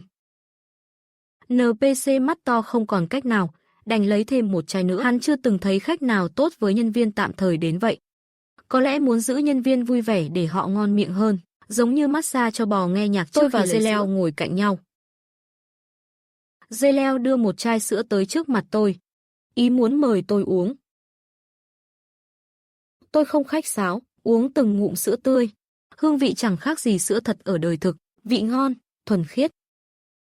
Còn dây leo thì cuộn lấy chai sữa, chăm chú nhìn tôi uống, thậm chí còn bắt chước cách tôi dùng ống hút sữa. Một nhánh dây leo mỏng nhẹ nhàng vươn ra, nhẹ nhàng tiếp cận mặt tôi. Lén lút, dây leo nhẹ nhàng vươn ra, chạm vào tay tôi đặt trên ghế sofa. Tôi quay đầu nhìn thoáng qua, hỏi, khách dây leo giống như bị bắt quả tang, vội rụt lại. Tôi chăm chú quan sát dây leo, không chắc đó có phải là biên lạc không. Trong cửa ải trước, biên lạc, dù là linh hồn nhưng ít nhất vẫn có hình người. Còn bây giờ, đối phương không có hình người, cũng không thể nói chuyện. Dây leo héo hắt hạ xuống. Giống như một người cúi đầu thất vọng, cái đầu của dây leo nhẹ đập xuống mặt đất. Trên sàn xuất hiện một vết nứt nhỏ. Dây leo từ từ thu nhỏ lại, rồi chui vào vết nứt. Khách quý, hẹn lần sau ghé thăm. Đây là kiểu rút lui trong truyền thuyết sao? Thực sự là muốn tìm một cái hố để chui vào. Dây leo chui vào khe nứt biến mất. Khách quý, hẹn gặp lại lần sau. Đây chính là kiểu tu đạo trong truyền thuyết sao? Thật sự muốn tìm một cái khe để chui vào ư? NPC mắt to lên tiếng, cậu có thể tan ca rồi, bởi vì chỉ có một khách hàng. Khu VIP mỗi ngày chỉ phục vụ một khách. Hơn nữa, khách hàng ở đây đều có địa vị cao quý. Họ chưa bao giờ chịu uất ức mà thu nhỏ bản thân. Nếu dây leo không chịu thu nhỏ lại, thì tôi còn phải tiếp tục kỳ cọ cho nó trong phòng tắm. Tôi bước ra khỏi phòng tắm, dạo quanh khu nghỉ dưỡng, nghiên cứu bố cục của nơi này. Khi tôi đi ngang qua nhà vệ sinh, nhìn thấy kẻ sát nhân đang trốn trong đó, khổ sở nín thở. Hắn ta muốn ra ngoài hít thở không khí trong lành. Nhưng khi nhìn thấy tôi, lại vội vã rút vào trong. Con mụ ác ma đó chắc không dám đuổi theo đâu. Cũng khó mà đoán được. Này, lại đây giúp tôi lau. Một vị khách vừa đi vệ sinh xong liếc nhìn kẻ sát nhân nói. Kẻ sát nhân tức muốn chửi thề. Các người không có tay tự làm à? Mấy cái thứ không phải người này ăn cái quái gì vậy? Mùi hôi thối đến chết ngạt. Kẻ sát nhân cố giải thích. Tôi chỉ là nhân viên dọn vệ sinh thôi, không phải phục vụ. Nhân viên ha ha ha. Vị khách quái dị bật cười, hắn thè lưỡi liếm lên mặt kẻ sát nhân. Lưỡi nhám và có gai, chỉ một cái liếm, gương mặt của kẻ sát nhân lập tức biến dạng. Công việc này đúng là hợp với ngươi. Tiếng hét đau đớn vang lên trong lòng. Tôi bịt mũi, nhanh chóng rời khỏi khu vực đó. Để hắn chết ở đây ngay bây giờ thì dễ dàng quá, để hắn chịu đựng thêm một chút nữa đi. Cứ để hắn tiếp tục chịu khổ trong mùi hôi thối này. Tôi đi dạo quanh khu nghỉ dưỡng, nhanh chóng nắm rõ bố cục của nơi này thì bị người quản lý chặn lại. Vừa rồi trong bếp có một nhân viên tạm thời chết. Cậu rảnh rỗi đúng không, qua đó giúp một tay. Tôi nhíu mày. Ở ngoài đời thực tôi còn chưa gặp loại ép nhân viên làm việc như thế này. Nếu không muốn làm việc, có thể nói thẳng ra. Giọng nói của tôi trở nên tháo bảng tên nhân viên trên ngực của cậu xuống cho tôi. Mất việc có nghĩa là có thể bị quái vật tấn công, cũng có thể bị loại khỏi trò chơi. Thất bại ngay tại cửa ải này. Tôi mỉm cười, được thôi, tôi sẽ đến bếp giúp. Cửa sau của nhà bếp đóng kín. Tôi gõ cửa nhưng không ai mở. Trong bếp, người chơi tên Tiểu Lưu muốn ra mở cửa. Nếu không thể vào từ cửa này, chỉ còn cách đi từ nhà hàng vào bếp. Nhưng trong nhà hàng có đủ loại khách quái dị đang nhìn chằm chằm vào người chơi, rất nguy hiểm. Cậu dám mở cửa thử xem. Mức độ nguy hiểm rất cao. Cậu dám mở cửa thử xem. Bếp trưởng với 4 cánh tay lạnh lùng cảnh báo. Tiểu Lưu nuốt nước bọt trong sợ hãi. Da đầu tê dần, cậu cúi đầu xuống. Có thể sống sót đến bây giờ đã là may mắn, thực lực không đủ, không thể giúp người khác. Nhân viên tạm thời ngoài kia, ta cho ngươi 30 giây để vào đây. Nếu không, ta sẽ coi ngươi là nguyên liệu. Bếp trưởng hít một hơi thật sâu, ánh mắt đầy mê say. Hương vị thơm ngon. Đã lâu rồi ta chưa ngửi thấy mùi thơm như thế, thực phẩm tuyệt hảo tự nhiên. Nấu món gì cũng sẽ rất ngon. 30 giây làm sao mà vào được. Tiểu Lưu nhìn cánh cửa dày nặng, thầm cầu nguyện cho người bên ngoài. Thưa ký chủ, trong tình huống này, hệ thống đề xuất dùng điểm tích lũy đổi chìa khóa vạn năng. Với chìa khóa này, mọi cánh cửa đều có thể mở. Hệ thống 1314 vẫn kiên trì quảng cáo sản phẩm cho tôi. Tôi nhìn chằm chằm vào ổ khóa. Như mọi khi phớt lờ đề xuất của hệ thống. Tôi nhấc chân lên, đạp mạnh một cú. Cánh cửa bật mở với tiếng rắc. Tiểu Lưu kinh ngạc nhìn tôi. Cô gái này cũng quá mạnh mẽ rồi. Vào nhanh thế cơ chứ. Bếp trưởng với 6 cánh tay bận rộn. Một tay xào nồi, một tay bày đĩa, một tay thêm gia vị. Hắn lạnh lùng ra lệnh. Ngươi, hãy giết con ếch chín mắt nguyên liệu kia. Tiểu Lưu chỉ vào một chiếc hộp trong suốt. Nói với tôi, cô cẩn thận chút. Người chơi trước đó đã bị con ếch dùng lưỡi cuốn lấy nuốt chửng. Bị cuốn lấy rồi nuốt chửng, nhân viên mới mau dọn món ra. Bếp trưởng đưa đĩa thức ăn đến trước mặt Tiểu Lưu. Tiểu Lưu bưng đĩa lên, vội vàng nói nhanh với tôi, cố lên. Cậu hy vọng tôi có thể sống sót, chứng kiến người chơi lần lượt bỏ mạng. Tiểu Lưu cảm thấy áp lực nặng nề, như thể hoàn toàn không còn chút hy vọng nào. Cậu cũng cố lên nhé, tôi mỉm cười nhẹ nhàng, động viên Tiểu Lưu. Không hiểu sao, nụ cười ấy khiến cậu bớt căng thẳng. Tiểu Lưu cảm thấy nhẹ nhõm hơn một chút. Bếp trưởng hừ lạnh một tiếng. Tiểu Lưu vội vàng chạy ra khỏi bếp. Cho tôi mượn con dao. Tôi lấy một con dao từ giá dao xuống. Cần băm nhỏ con ếch chín mắt à? Nếu tránh được thì tránh. Dao kỹ tốt, ta sẽ tăng lương cho người. Bếp trưởng không nhìn thức ăn trên chảo. Đôi mắt đen nhánh chỉ chăm chăm nhìn tôi. Đám nhân viên tạm thời này coi như đồng nghiệp. Không được động vào, nhưng nguyên liệu thì khác, không cần tuân thủ quy tắc. Con ếch chín mắt trông xấu xí khủng khiếp. Ngoài 2 mắt thông thường trên đầu, 7 mắt còn lại phân bố trên lưng và 4 chân. Tôi tiến lại gần nó. 9 con mắt lập tức đảo theo tôi, mở nắp chiếc hộp trong suốt. Lưỡi dài của ếch chín mắt lao tới cuốn lấy, tôi bình thản né tránh. Con ếch ngã ngửa ra, 9 con mắt trên lưng và chân đều nhắm chặt. Nhưng ngay sau đó, mắt lại mở ra, lưỡi bếp trưởng nở nụ cười bí ẩn. Không quen thuộc với ếch chín mắt thì dễ bị kỹ năng giả chết của nó lừa. Tưởng rằng nó chết rồi mà mất cảnh giác. Xấu đến phát sợ thật đấy. Tôi vừa nói, vừa bổ mạnh con dao xuống. Chặt phăng lưỡi của con ếch chín mắt. Không còn lưỡi, con ếch như thú hoang mất nanh, nó co rúm vào góc hộp, run rẩy tránh xa tôi. Đừng sợ, tôi làm nhanh thôi, không để ngươi phải đau lâu đâu. Tôi nắm chặt con dao, chuẩn bị ra tay. Con ếch chín mắt run rẩy dữ dội, ngươi sẽ không? Tôi xách cái hộp, ném con ếch chín mắt vào cây kim xiên. Con ếch chín mắt kêu lên thảm thiết, ếch, nó cố gắng giả vờ dễ thương, chớp mắt liên tục, vốn đã xấu xí rồi. Cố làm dễ thương lại càng khó coi. Tôi thực sự bị nó làm chói mắt. Dao lạnh lùng xé toạc con ếch chín mắt. Bên trong không khác gì một con ếch bình thường. Tôi lấy ra những nội tạng không cần thiết. Sau đó cắt nó thành từng miếng vuông vức. Kích thước vừa phải. Chết tiệt, giết cũng hoàn mỹ thế này. Ngay cả cách thái thịt cũng tinh tế đến mức không thể bắt bẻ. Bếp trưởng không thể tìm ra lỗi. Tiểu Lưu bước vào bếp, để lại dấu chân đẫm máu. Khuôn mặt tái nhợt hơn trước.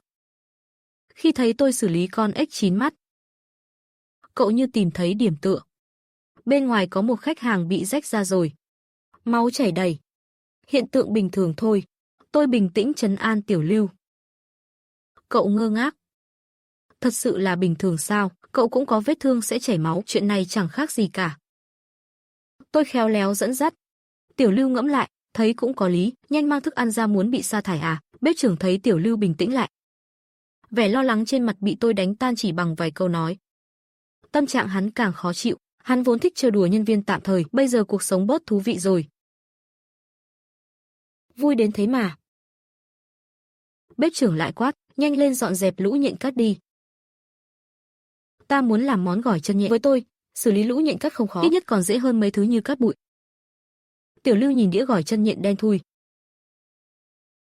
Lông lá đầy mình, cảm giác buồn nôn.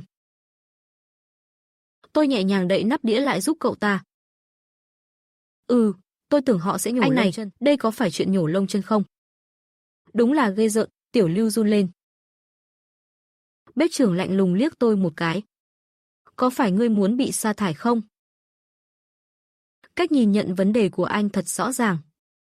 Mỗi lần Tiểu Lưu quay lại lấy món ăn, thấy tôi nhàn nhã trong bếp, cậu lại ngạc nhiên. Cậu cảm thấy, cậu đang vật lộn trong khi tôi giống như tiểu thư nhà giàu đi trải nghiệm cuộc sống. Chỉ là chơi đùa mà thôi. Đến giờ nghỉ trưa, có 1 giờ để ăn, bọn ngươi ăn côn trùng đi. Bếp trưởng tiện tay đưa ra một đĩa côn trùng chiên giòn. Tiểu Lưu muốn khóc nhưng không dám, nhìn đống côn trùng trước mặt lại càng thấy buồn nôn. Tôi thử một miếng. Hương vị cũng không tệ. Tiểu Lưu buộc mình ăn thử, thực ra, vị ngon hơn cậu nghĩ, chỉ là tâm lý của cậu không chấp nhận nổi. Cậu vẫn thấy ghê tởm với việc ăn côn trùng.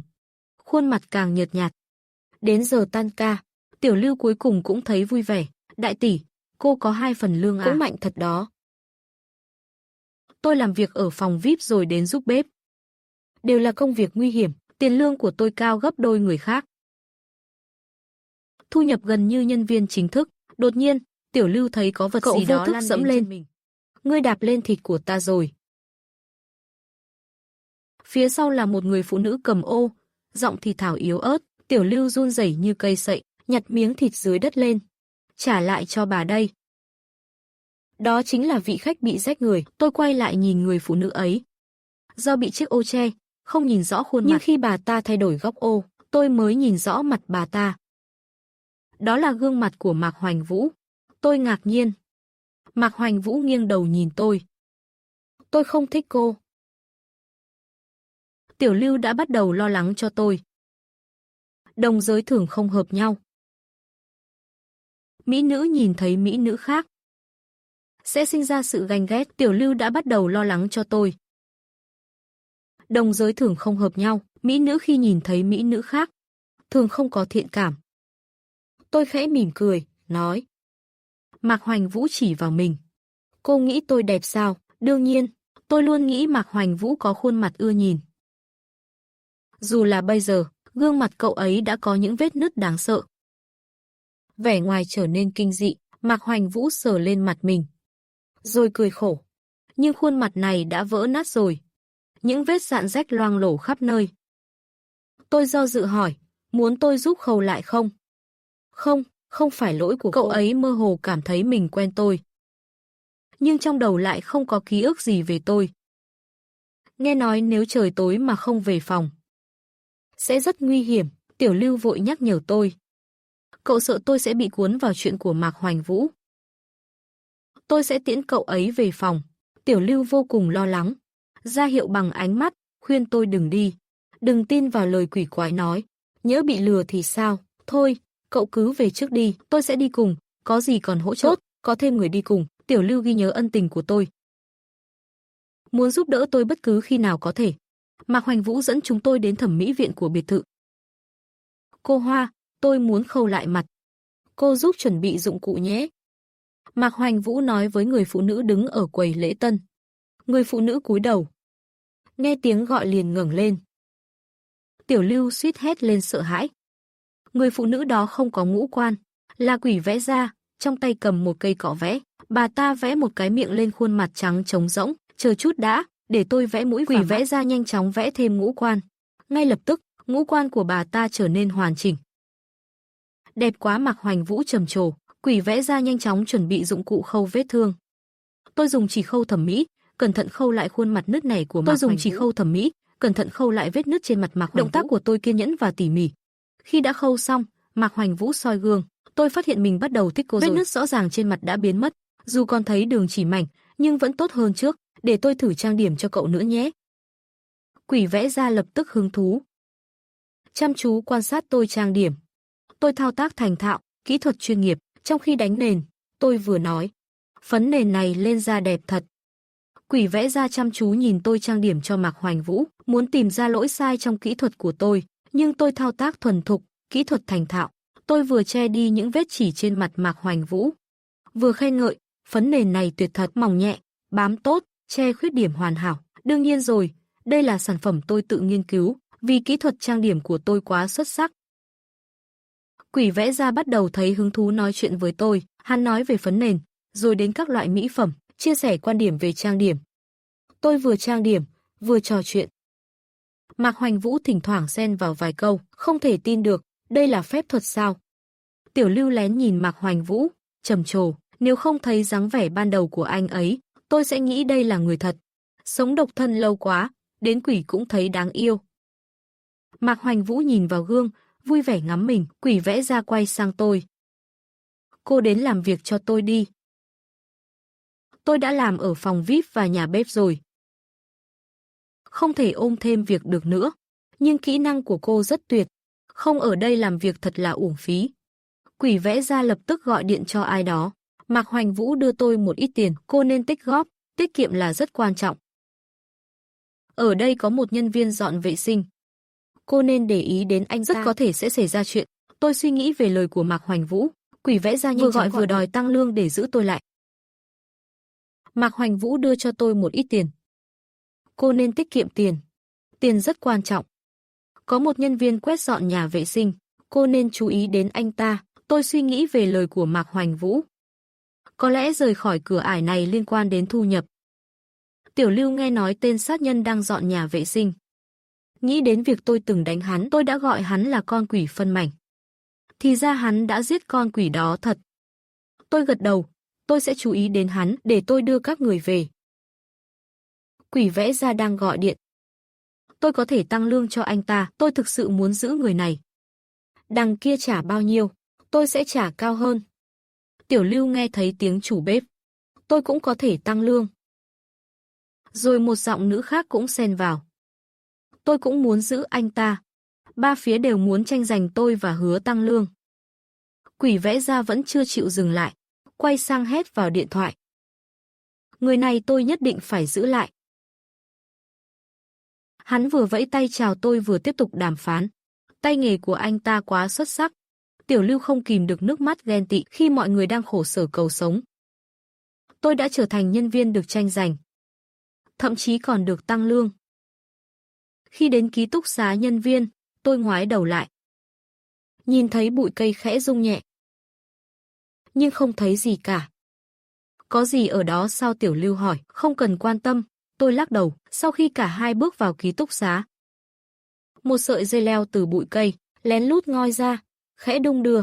Là Mạc Hoành Vũ sao? Tiểu Lưu hỏi. Có cần tôi đi xem không? Không cần, tôi lắc đầu. Sau khi họ bước vào trong, một sợi dây leo từ bụi cây lén lút nhô ra. Là Mạc Hoành Vũ, người quản lý ký túc xá không làm khó họ. Trực tiếp đưa cho họ chìa khóa. Tiểu Lưu được sắp xếp ở tầng 1, còn tôi thì ở tầng 2.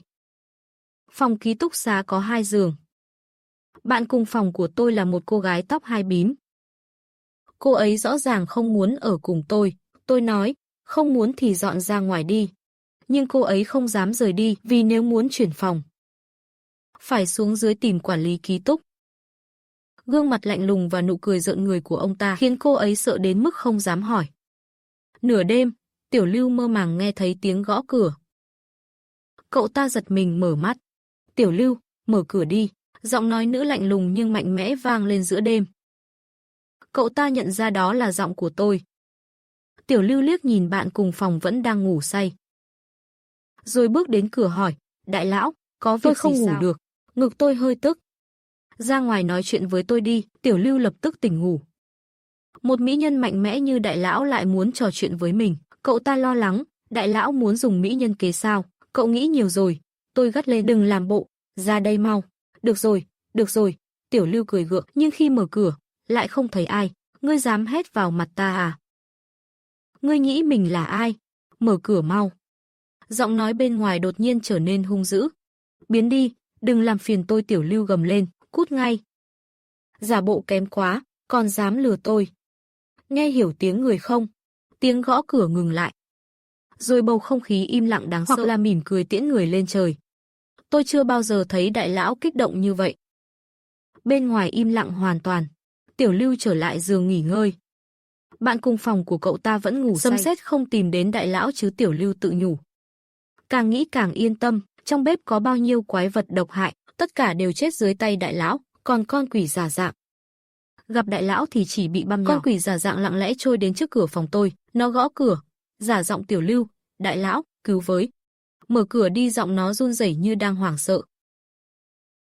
Song Mã Vĩ bị đánh thức, cô ấy hét lên với tôi, đừng mở cửa. Tôi cũng ở đây. Nếu mở cửa dẫn nguy hiểm vào, cậu có phải quá ích kỷ không? Tôi chưa làm gì. Đã bị gắn mác ích kỷ. Đại lão, cầu xin cậu mở cửa. Giọng bên ngoài căng thẳng, gấp gáp, như vừa thấy thứ gì đó kinh khủng. Đừng hét nữa là tôi mở cửa chém cậu. Giọng bắt chước khá giống. Nhưng nhịp thở lại không đúng. Khi người ta sợ hãi, nhịp thở sẽ hỗn loạn, nhưng bên ngoài không có âm thanh thở dồn dập. Đừng giả vờ nữa. Nếu thực sự bị quái vật đuổi, ai lại có thời gian đứng đây gõ cửa xin cứu? Con quỷ giả dạng phát ra tiếng cười khúc khích, khiêu khích. Mở cửa ra. Chém tôi đi. Đây có lẽ là giọng thật của con quỷ giả dạng. Giọng nó vừa nam vừa nữ, quái dị. Nghe giữa đêm càng rợn người. Đừng mở cửa, nếu cậu không đánh lại nó, sẽ liên lụy đến tôi. Song Mã Vĩ đã đi giày. Chắn trước tôi ngồi trên giường. Con quỷ giả dạng vừa cười vừa đập cửa. Mở cửa đi, chém tôi nào. Nhanh lên, đến mà chém tôi đi. Lông mày tôi khẽ nhíu lại. Song Mã Vĩ chắn trước tôi, không cho tôi đứng dậy. Con quỷ giả dạng vừa cười vừa đập cửa rầm rầm. Mở cửa đi, đến mà chém tôi này. Nhanh lên, Đến đây mà chém tôi, lông mày tôi khẽ nhíu lại. Cảm giác bất an dâng lên, giây tiếp theo, cửa phòng từ từ mở ra. Các tình yêu ơi, hãy đăng ký kênh, thả tim và bình luận điều thầm kín với mình nhé. Thương lắm các bồ nè.